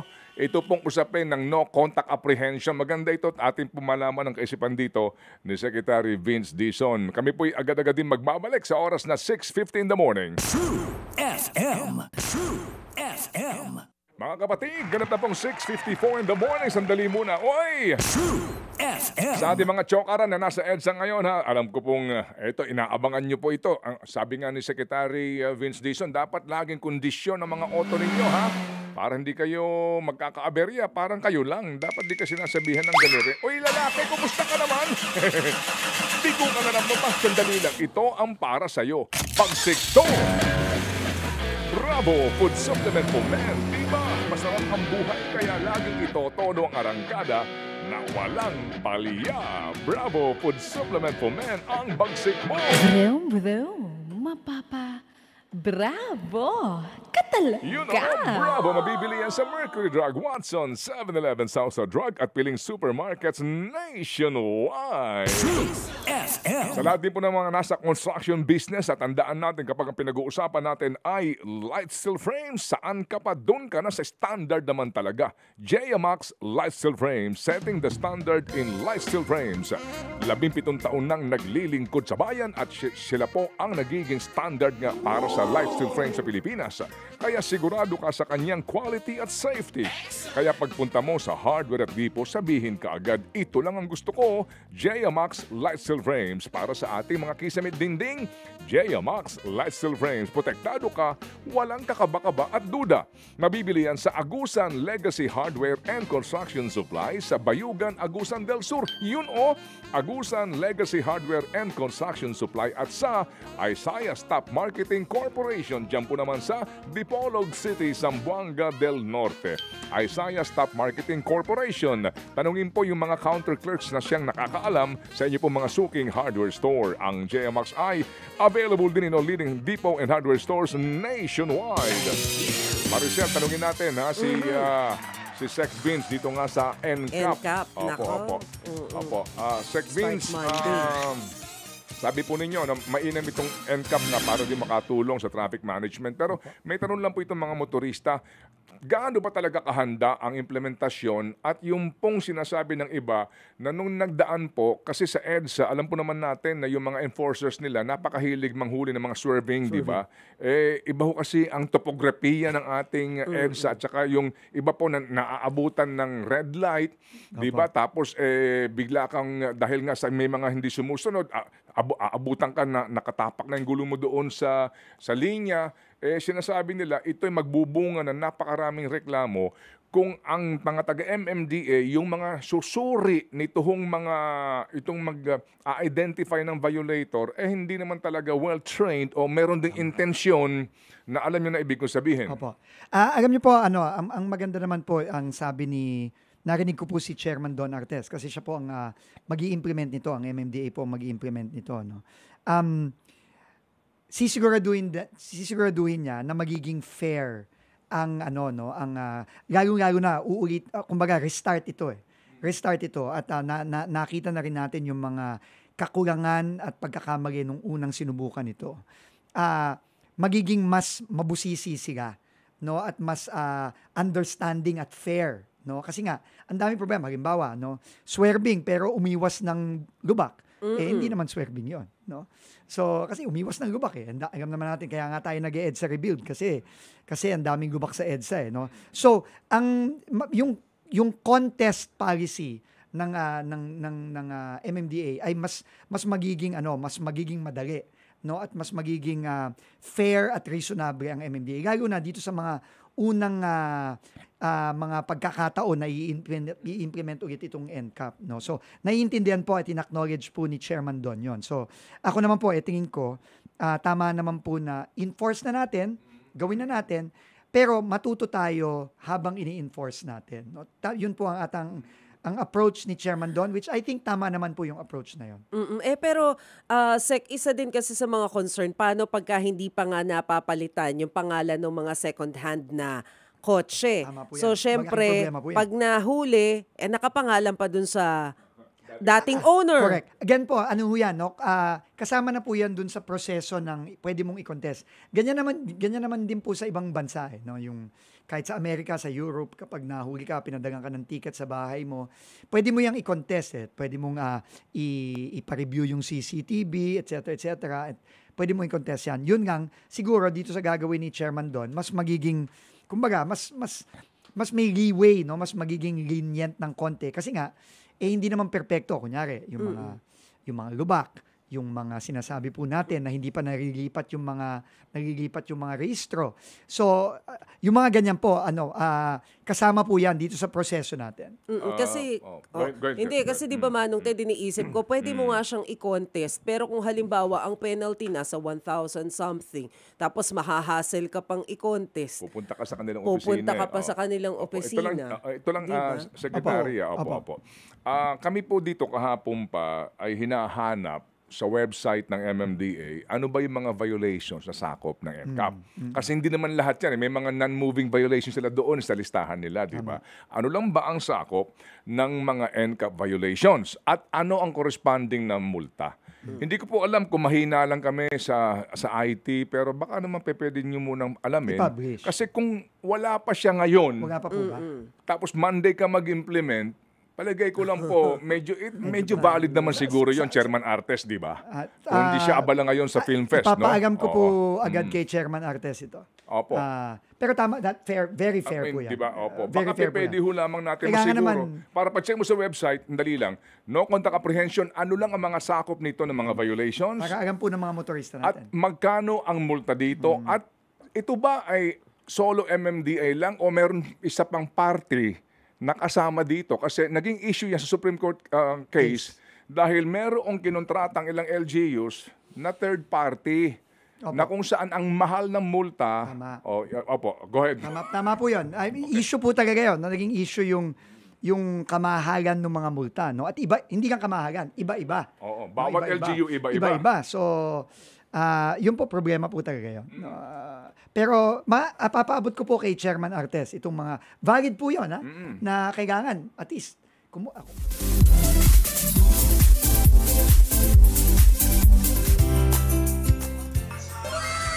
Wow! Yan naman! Di ba yung mga kulay? Ang cute! Alam mo, kalahati niya nakukuha sa preparasyon, di ba? Parang matatakam visuals. ka. Yan! Nakakatakam talaga na ito, naku, puring-puri na ako sa'yo. Dahil Bakit po, boss? Parang, di ba, ikaw, sige, Ako sabihin ba? mo, Ako ba gumawa may ambag ka dyan. Wala. Oo. Kwento lang ang bag ko, ha? Hindi. O, since birthday mo, gusto mo ng fried egg Anong o ng gusto scrambled mo? egg? Anong gusto mo? Kasi kung anong gusto mo, yun yung kukunin ko. Parang joke lang. Hindi, go. Hindi, ikaw na. Sige, kahit ano ako. Hindi ko alam, hindi rin ako makapili. Okay, scrambled ako. Sige. Ayan, sige, scrambled sa'yo. Tapos yung iba, ang gusto nila, side up too. Kuminsan ang ginagawa nila, yung egg. Mami, scrambled ako. Scrambled siya. At least ini. Pero kita mo naman yung bite namin. Yung respeto namin sa'yo. Nagtanggol ka ni Angela. Ako actually, kukunin ko na nga din. Nakinalok mo. Kasi sabi ko po scrambled, binigyan ni Mami chicken fried. Sabi mo, eto scrambled. Di na ako kumontra eh. Sabi ko, okay. Sabi ko, okay na. Sabi niya, si Angela, sabi niya, scrambled po. Bumulong. Yung parang ako ba yung ano mo? Si Lola Chiki. Sabi ni Angela sa akin, scrambled. Oo nga. Alatang gutom. Okay. Ang sarap. Actually, magugustuhan nyo kasi nga maanghang po siya. Anong budget nito? Mami Chicks. Oy, di ba less than 200 pesos? 190 pa nga. 4 to 5 na ang mapapakain nyo, ha? Busog na tayo. Ang Oo. sarap. Nako, pero tingin ko dahil sa sarap, baka mga 3 to 4 na lang mapapakain nyo kasi mapapa-only rice. Di ba? Mapapabalik. Super good. Ano, kamusta? Gusto ko yung mga kulay talaga. Malasa, masarap po siya.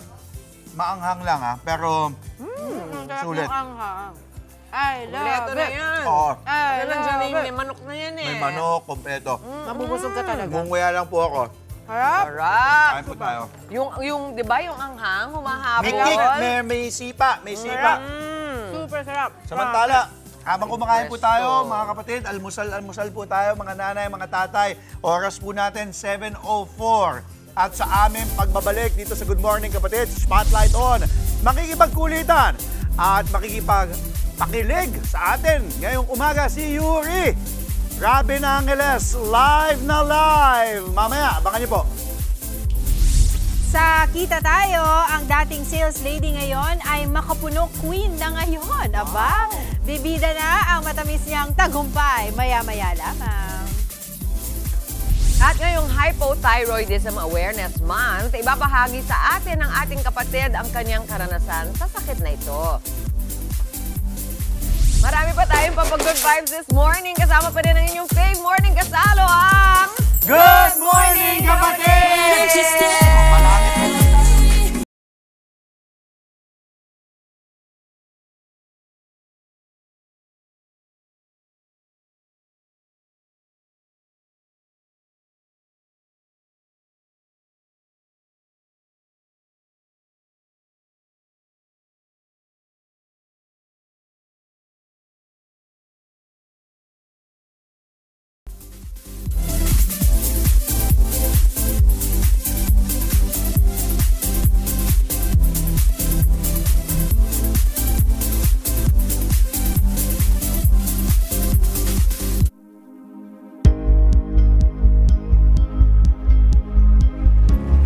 At nagbabalik po ang Good Morning Kapatid. Tuwing Mayo po ating tinututukan ng isang kondisyon tahimik pero seryosong nakaaapekto sa maraming Pilipino. Ito po ang hypothyroidism.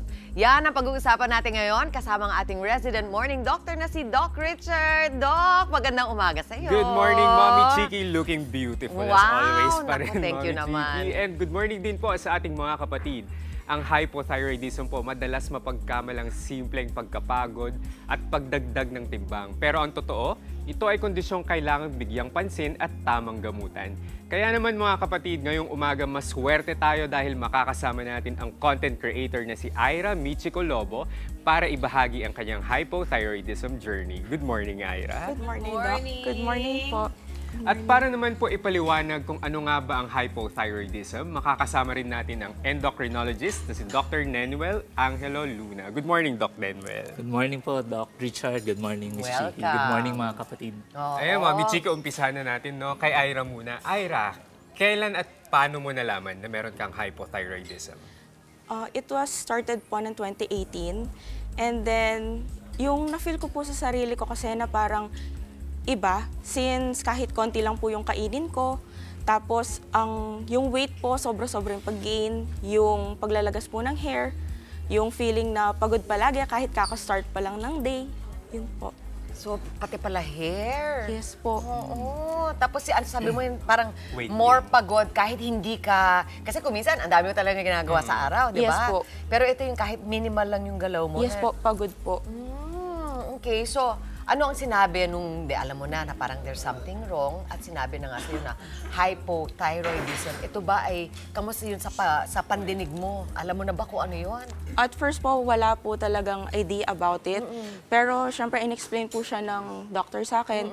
At first, I got scared. Lalo na nung sinabi po niya na dahil obese po ako. Tapos sinabi niya na mahihirapan akong mag-pregnant in the near future.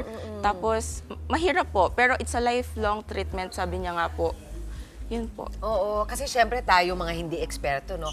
Ang una natin inisip, naku, ano ba yung ginawa ko? Bakit nagkakando? Baka meron akong ginawang mali. Docs, ano ba ang sanhi ba usually? At saka, Mami Chiki, no, ang mga tao kasi mas familiar sila sa hyperthyroidism. Hyper! Yes. Okay. Hindi nila masyadong alam kung ano nga ba ang hypothyroidism. Kaya naman, Doc, ano nga ba ang hypothyroidism at ano ang pinagkaiba nito sa hyperthyroidism? Tama yung Doc Richard, no, Miss Chiki.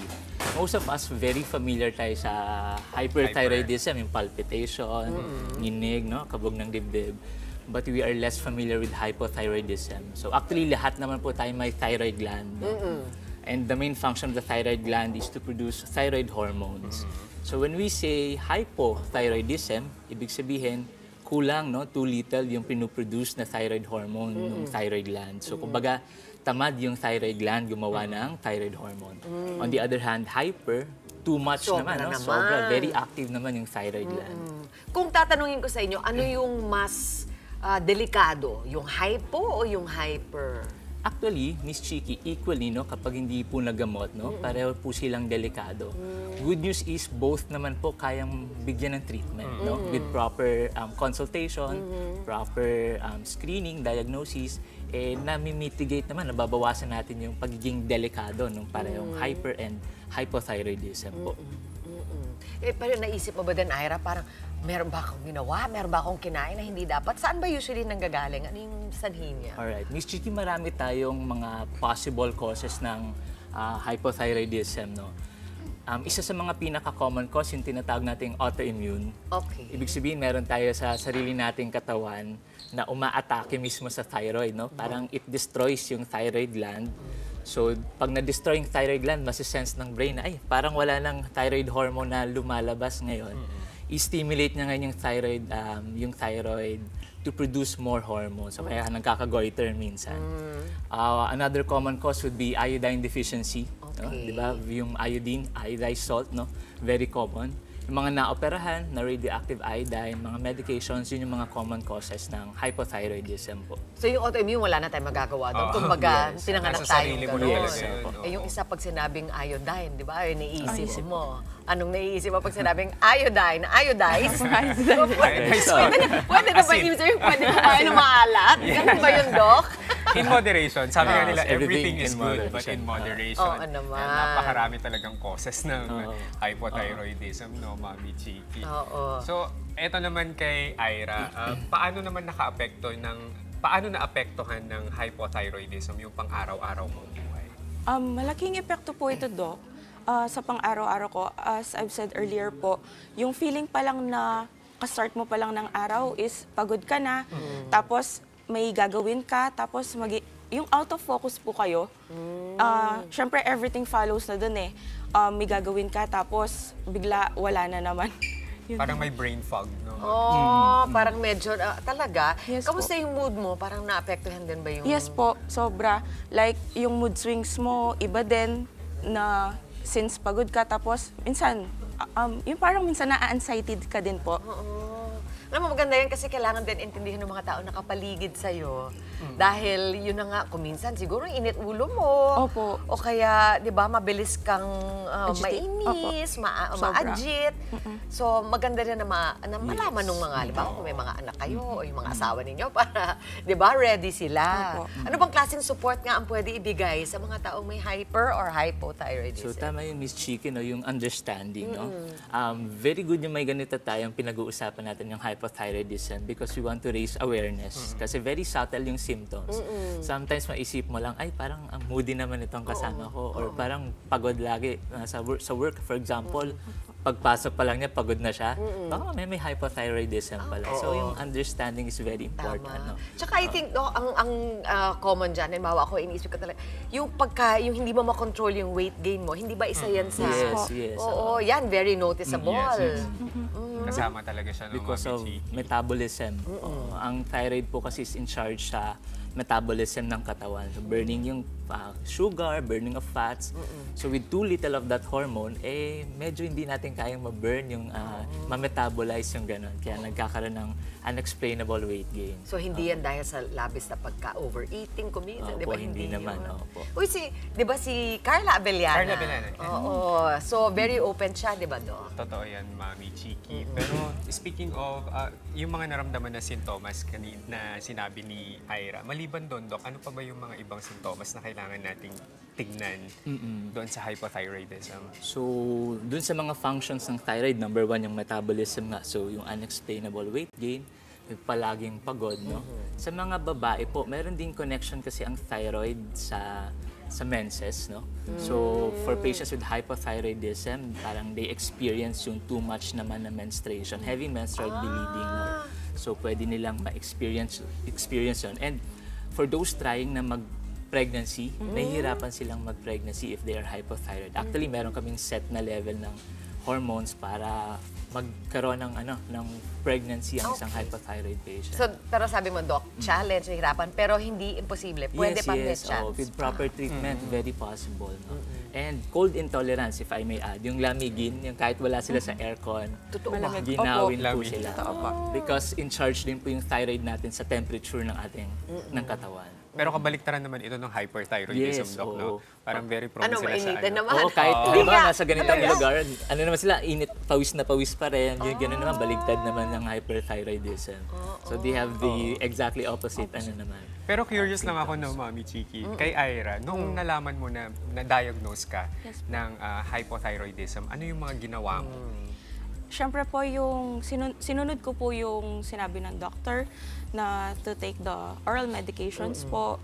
And doon ko din po na-realize na kahit na mag-take ako ng medications, kung hindi ko tutulungan yung sarili ko, wala din. So, nag-start po ako na mag-lose weight, exercise, CrossFit, yun po. Okay. So, puro oral yung medication ba? Yes Puro po. iniinom? Yun po yung binigay sa akin, oral medication. Siyempre, ang ating iniisip, mahal ba yung gamot? Yun nga po. Yun din po yung naisip ko nung na-diagnose ako ng hypothyroidism. Oo. So, talaga inaalala din natin yan. So, kailangan tulungan mo din yung sarili mo para gumana talaga, no? Pero speaking of treatment, Mami Chiki, no, Doc, nagagamot ba ang hypothyroidism? So, ang good news, since kulang lang naman po yung thyroid hormone, Doc Richard, isupplement lang natin yung kulang. So, meron pong mga available na thyroid hormones, yung iniinom ni Ma'am Ira, levothyroxine. And isa pang good news is, hindi naman po siya very pricey. Hindi po siya sobrang okay. mahal. Kaya, Abot pwede kaya naman. naman. Although, ang Abot isang kaya thing naman. that we need to remember is pang matagalan kasi yung treatment. Usually chronic, no? Years na yung treatment. Sometimes lifetime po yung treatment. Ito yung mga mami dyan, kasi hindi naman lahat alam. Saan ba, Doc? Parang nandito ba yun? So yung thyroid po is yung parang butterfly shape na organ dito sa ilalim na part ng leeg. So pag ginaganyan tayo ng doktor, yun yung Yes, so pinapakiramdaman. medyo ibaba pa dito, yeah. So anong mararamdaman ninyo kung parang So, mele? para masabi po natin na thyroid yan, pag lumunok po tayo, susunod po siya. So, yung organ na tumataas ba pag lumulunok, siya po yung thyroid gland na. Pero yung pain, hindi ba dito nararamdaman? Hindi po. Wala po akong pain na naramdaman. Oh, di ba? So, kakaiba, no? Kasi nandito yung thyroid, pero hindi nyo dito nararamdaman. Sa sintomas na lang talaga. Sintomas na lang. Pero mabuti rin yung magpa-check kayo, mga mami, kasi yung mga katulad ko nagme-menopause na, baka yung naiinitan kayo. Ibig sabihin, hindi hyperthyroidism, baka malapit lang kayo So, yung mga ang intindihin lang natin na kuminsan pare-pareho yung mga sintomas, di ba? Yes. Kaya lang, huwag nating i-disregard pag meron tayong nararamdaman, di ba? Yes po. Ngayon, ako, sige, last words, dahil maganda nga na matutunan natin ang kailangan natin malaman tungkol sa hypothyroidism. Sino ba unahin natin? Ikaw na, Ira. Anong gusto mo ipaalala sa mga mami, mga women katulad natin tungkol sa hypothyroidism? Huwag po silang matakot na magpatingin, lalo kung may mga nararamdaman sila. Mas mainam po na maging aware sila para matreat yung mga nararamdaman nila sa sarili nila. Do not be scared. Doc Nanuel, in parting words. Yeah, so we need to remember, meron ding hypothyroidism, hindi lang po hyperthyroidism. Very subtle yung symptoms, kagaya nga ng mga sinabi ni Ma'am Ira. So consultation is very important. May treatment naman po. Yes. At kapag nagtitreatment, follow-up is very important. Hindi pwede yung pag gumanda ng pakiramdam, hindi na pupunta, babalik sa doctor.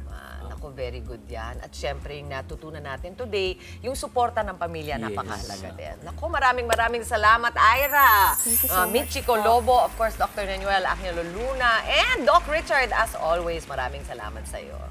Thank you, thank you. At sa aming pagbabalik, isa sa mga iniidolo at rising star ng kanyang henerasyon, ating makakakwentuhan mamaya, Robin Angeles, live yan sa Spotlight On!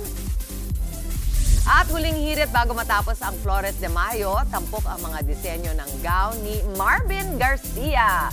Abangan yan sa Patukto. At nakita tayo, sales lady noon, negosyante na ngayon. Ang sikreto, patok na makapuno. Huwag po kayong aalis. Magbabalik pa ang inyong paboritong morning kasalo, ang Good morning, kapatid!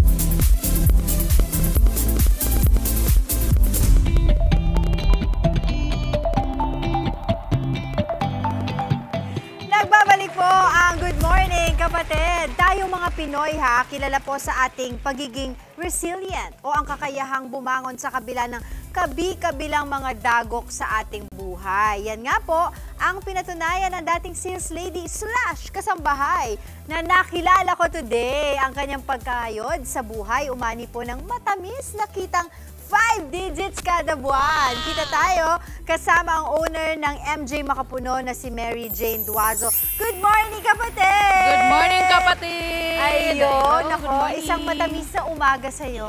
Naaamoy ko na tong dala mo, pero pag-usapan muna natin bago ko patikman. Opo, ma'am. Pigilan mo ako! Pigilan. Kwentuhan mo naman po ako, paano po nagsimula itong negosyo ninyo? Apo. Nag-start po yun, ma'am, nung pandemic po, 2021. So, isa akong sales lady na nawalan po ng trabaho. Then, ang hirap nun. napadpad po ako ng Bulacan at doon po ako nag-start ng pagmamakapuno. Pero before po niyan, nagtitinda po ako ng bigas at saka buko at niyog po. So, doon po nag-start. Nakakilala ko ng supplier na nagtitinda po ng makapuno. So, doon po nag-umpisa ako na nakatablang siya.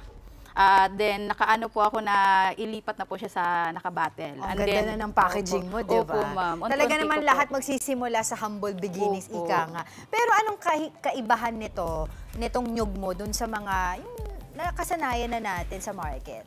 Ang itong aking makapuno, ma'am, ito po ay purong-puro po talaga siya. So, natural po lahat ng ingredients na ginagamit namin. Tapos, wala po siyang preservative at malambot po siya talaga. Opo. Yung sa mga kapatid natin na mag-o-order, ilang days yung lead time mo para makuha nila yung order nila? Lagi naman po available, ma'am, kasi meron kami sa mga online platform. So, available siya everyday po siya. Bukod dun sa nabanggit mo sa akin kanina na dati, nagtitinda ka ng bigas, di ba? Tapos nagkaroon ka ng supplier. Pero bakit naisip mo na makapuno yung ibenta mo? Naisip ko, ma'am, at talagang kasi demand po siya sa place namin. At saka, ang makapuno kasi very unique. Bihira lang po ang gumagawa ng makapuno ngayon sa market na purong-puro po siya. At saka siya baga wala siyang preservative. Ang iba kasi may mga mga preservative na. Ito sa akin, purong-puro talaga. At saka homemade po siya. It's interesting, nabanggit mo, in demand sa lugar ninyo. Bakit ano ba yung mga, may restaurant ba doon? Sino ba yung kadalasang bumibili sa inyo? Ang Bulacan po kasi, ma'am, mahilig po sa mga kakanin, sa mga dessert. Oo. So, ikaw na nagsusupply Opo, sa ako na po nagsusupply sa mga pasalubong center, sa mga resto po. Ang taray naman pala. Ang tanong dito na ating mga kapatid, magkano ang puhunan mo? Ito, ma'am, nag-start lang po ka sa 5,000 po. Ang puhunan ko po. At saan galing yung puhunan? Sa ipon? Pinangutang ko po yun, ma'am. Kasi isa po kong nawalan ng trabaho nung sales lady. So, Ang wala hirap naman po akong nun. ipon. Pinangutang ko pa po yun. Pero bayad na ngayon? Yes po, ma'am. Yan ang magandang kwento talaga. Opo. At yun nga, nabanggit natin kanina, malaki-laki na rin ang kinikita mo kada buwan. Ang tanong dito, kailan ba ang peak season ng ganitong klaseng negosyo? Summer po, ma'am, at saka bare months. Bare months, ma'am. Uy, summer ngayon. Kumikitang kabayan ka ngayon. Ilan na po ang inyong katuwang sa inyong negosyo?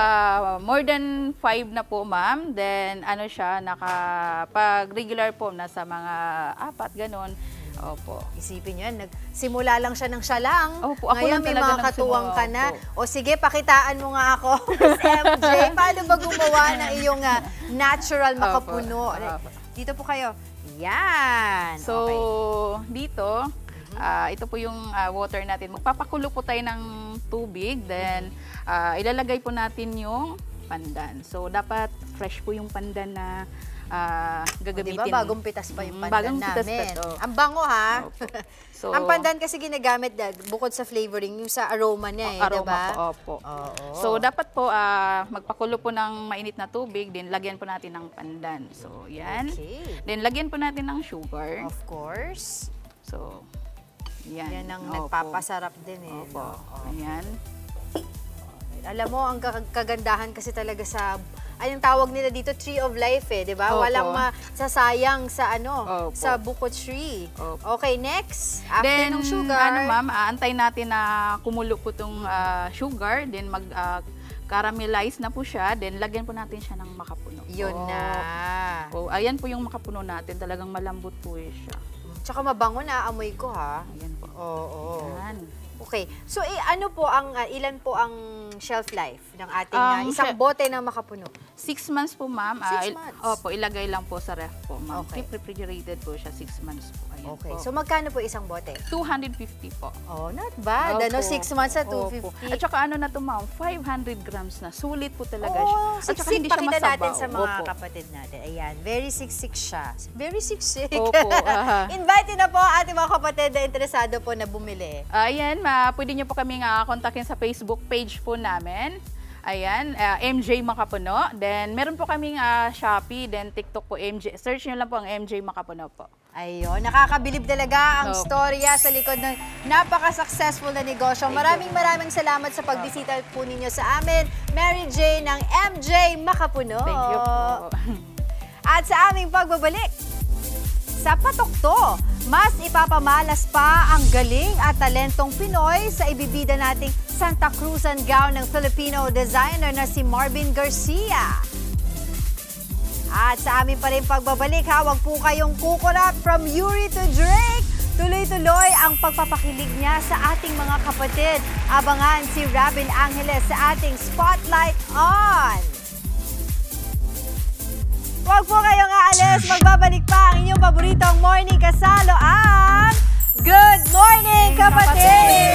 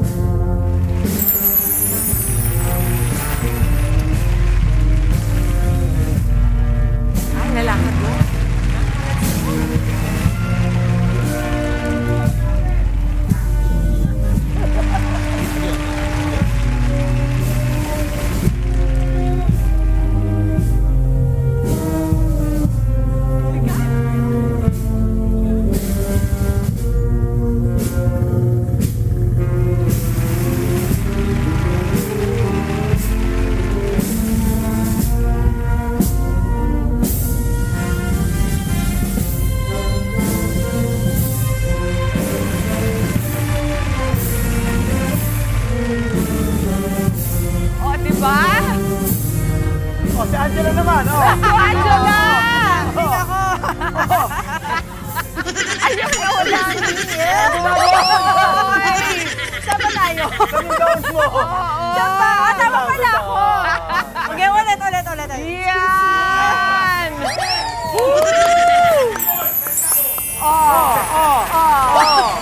Joke lang. Yun na! Grabe! Good morning mga kapatid. Nandito ako sa loob.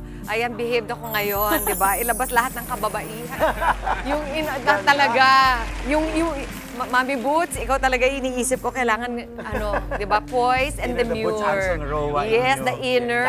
Dahil nako mga kapatid, ito Santa Cruzan na first time ko po, kaya magpapasalamat ako sa ating guest. Tawagin na natin ang artist behind this elegant Santa Cruzan gown, Marvin Garcia. Good morning, kapatid. Nandito kayo. Join us. Grabe. Unang-una maraming salamat sa inyo dahil ito ay first time sa aking 50 plus years in existence. Ngayon lang ako nakapagsuot ng hula hoop. 5 hula hoop. Diba? 20 pounds na kabigat na. Hindi, Mama Chicks, bagay na bagay. Reyna na Reyna ang dating mo. Wow! Naku, ito ay isa lang sa napakaraming creations ni Marvin. Yes. Yes, Santa Cruzan is your pinaka-busy na season. Yes, opo. Sige, tell us about the mga creations na dala mo today. Okay, actually, ito pong mga dala ko pong creation ngayon ay isa po sa mga the best po ng mga Bulakenyo dahil po sa Bulacan po talaga nag-start ang first ever Flores de Mayo. Kaya po medyo modernized po yung mga design natin pero yung kultura po ng mga Pilipino ay hindi pa rin po nawawala dahil po sa mga Filipiniana styles. Pero ang mga details po nito natin ay gumagamit na po tayo ng mga beads and then imported materials. Pero the essence of being a Filipino woman and also the barong ay andoon pa rin po at hindi nawawala. Oo. And I love the details, Alam mo talagang pinaghirapan. Look at this. So, yung suot ni Mami Chiki lang, tingnan mo. Alam mo, mga ilang buwan po yan ginawa. Actually, yung preparation ng mga materials ang medyo matagal. Inaabot siya ng mga 2 to 3 months. Yes. Pero yung production talaga nito, kaya po namin gumawa ng mga 3 to 7 days. Ikaw lang ang may kaya nun. Actually, yung buong team po namin. Diba? Marvin, you've been doing this for 20 years. Yes. At nakilala ka sa mga napakagandang mga creation mo. Mga gown. Dahil yung disenyo, patok na patok. Hindi nga seryoso. Diba? Paano mo naisip na, to make every gown and also yung panlalaki look different and may tatak mo? Yes, siguro po kasi medyo ang mga designer po kasi may kanya-kanya po talagang pagkakakilala na yan eh. So ako po talaga, I think, mas nakilala po ako sa mga ball gowns and also the details. Ang inspiration ko lang po talaga yung minsan hindi ko na rin talaga, kahit ako minsan naguguluhan na rin ako sa sarili ko kung paano ko ba naisip ko. Basta pag may nakita akong materials, kung ano na lang po yung magawa ko, that yun po yung pinagpapasalamat ko kay Lord na yung talent po talagang binigay niya sa akin. Talaga. Naku, Yes, I wanna go back po doon sa time na nagsisimula ka pa lang. What made you decide na i-pursue ang fashion, diba? Actually, bata pa lang po talaga ako. Ito na talaga yung fashion ko. Gusto ko na po talaga. Hanggang sa namasukan po ko sa mga dress shop and then dumating din po yung time na, ayun, nagsimula na po ako ng sarili ko. When I was 18 years old po, na nag-start po ako nito. And then, nag-try lang po ako sa bahay lang po namin. Ayun, medyo nakuha naman po ng sipag at syaga. Kaya nagtuloy-tuloy po. At hanggang ngayon, eto pa rin po ako. Ito, tinitignan nila yung sa lahat ng mga dinala mo dito. Yung sa akin ba yung nanalo? Ito ba yung pinakamahirap? Or parang natatalo yata ako dun sa, yung pula. Sa Princess in Red. Hindi. Sige, please, isa-isahin natin yung mga dala-dala mo. Ito pong mga dala kong gown na to ay para represent po ng flag of the Philippines. Pero medyo modernized style na po. For example, this white po ay ginamitan ko po siya ng mga anahaw leaves para nandoon pa rin yung pagiging dating ng mga Pilipino. And then the design and the kalado embroidered, talaga pong sumikat din po sa bayan ng Bulacan. And then the modern barong din po, we use pinya fabric. And then, dahil nga po medyo modern na tayo ngayon, dati po kasi embroidered lang talaga usual pag mga barong ng lalaki. Nilalagyan na rin po namin ng mga beads and Swarovski crystals po. Marvin, sa lahat ng iyong mga creation dito, dahil napakaganda, iba-iba nga yung itsura at dating. Ano yung pinaka nahirapan ka, kung nahirapan ka man, yung challenging para sa Siguro ito pong nakabihis sa mannequin kasi bukod po sa medyo pricey po talaga siya. Talo ko sa made made of diamonds and made of Swarovski crystals. And then yung gold threads po niya made of 10K gold threads po. Kaya medyo mahirap po talaga siyang gawin.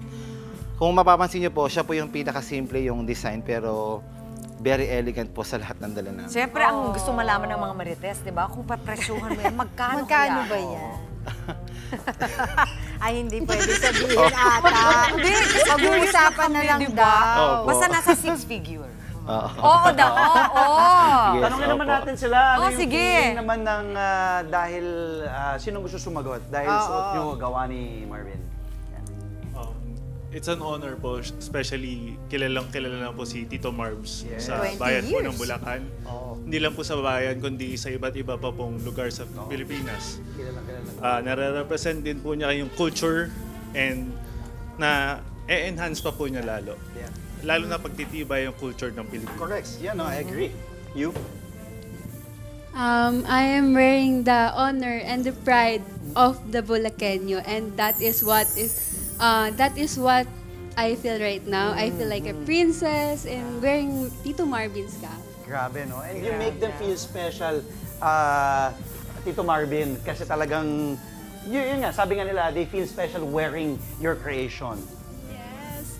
Tito Marvin is such a great designer in Bulacan, and I am proud Bulacania na nagsusuot ng kanyang creations and the best. The best talaga. Ikaw, ano naman yung dahil sa'yo ito yung pinakamahirap eh. Okay daw, Ano daw, honor? Okay. Speechless! Sobrang ganda. Speechless siya. Ito. Yan siya, si ma'am. Ang mga kasuotan na to ay para sa akin refleksyon ng ating pagka-Pilipino. Wow. Pinapakita nito at sinasalamin ang ating kasaysayan at pinagmamalaki ko na makapagsuot ng gown na gawa ni Tito Marvin na talaga namang pride ng mga Bulacania. Pwede na, pang Miss Universe. Ready na ako sumagot. Alam niyo po, for a first timer like me, ang masasabi ko lang po talagang napakasakit dito. Talagang hinila nila. Dito nyo nararamdaman yung bigat. Tapos mga 4 na hula hoop po yung nasa ilalim. Hindi po pwedeng umihi, kaya iihi na kayo agad. Yun talaga yung concern po, niya. nakasinyalas na ako sa loob.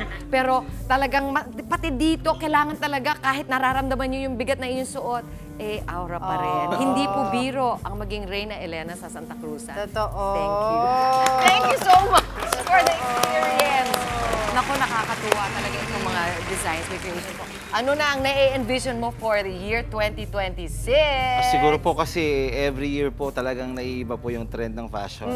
Pero sana po, ang gusto lang po namin mangyari, dahil po ang first ever Flores de Mayo po ay ginawa po talaga sa aming bayan sa Bulacan, Bulacan. Kaya po ang celebration po ng Flores de Mayo sa amin ay talaga pong, kahit po sa ibang bayan, talaga pong pag sinabing Bulacan, iba po talaga ang celebration sa amin. Sana po, kahit po nagtutuloy-tuloy po at nagbabago po ang modernong panahon, ay hindi po makakalimutan yung kultura po ng mga Pilipino pinamana po sa atin. Represent! At yun po yung gusto kong i-maintain lagi. Yes! Represent talaga. Maraming salamat. Saan kanila pwedeng bisitahin, Marvin? Opo, ang shop ko po ay located po sa bayan ng Bulacan, Bulacan, number 29, Camino May Santol, Bulacan, Bulacan. At pwede niyo pong i-visit yung page ko, Marvin Garcia Collection. At Marvin Garcia po yung aking social media accounts, Instagram and everything. Siguro po ang tagal bago makapagpa-appointment sa inyo. Naku, Sa hindi sobrang naman. dami. Hindi naman po, marami naman po akong mga katuwang din po ng mga katuwang po sa aking negosyo na mga kasama ko rin pong tumutulong po sa akin. Hindi lang Santa Cruz, I'm sure all the special events, kung if you want to feel like a princess. Yung wedding gowns and lahat ng mga formal wears po. Oh, that's nice. Yes. Galing. Ano, Dok? Pati ba sa lalaki, parang meron ding kasamang yung parang nag-iiba yung feeling mo pag sinuot mo na yung Oo, Mami Chiki. Komportable. Parang feeling ko prinsipe ako. Di ba parang sa Little Mermaid? Yes, Si Prince Charming. and I feel honored na isuot ito. I feel honored like an honor student. Alright, maraming salamat po sa inyo. Thank you so much. Nako, yan na po. That is it para sa ating Santa Cruz on Friday. Isang makabuluhang umaga na naihatid namin sa inyong tahanan. Tama yun, Mama Chicks. Kita-kits pa rin po tayo, mga kapatid, sa Lunes. At happy birthday naman sa aming gummy worm. Aba, birthday ni Jamie! Oy, Jamie! Magkasunod pala tayo ni Jamie. Ito lang ang pizza. Happy birthday, Wala.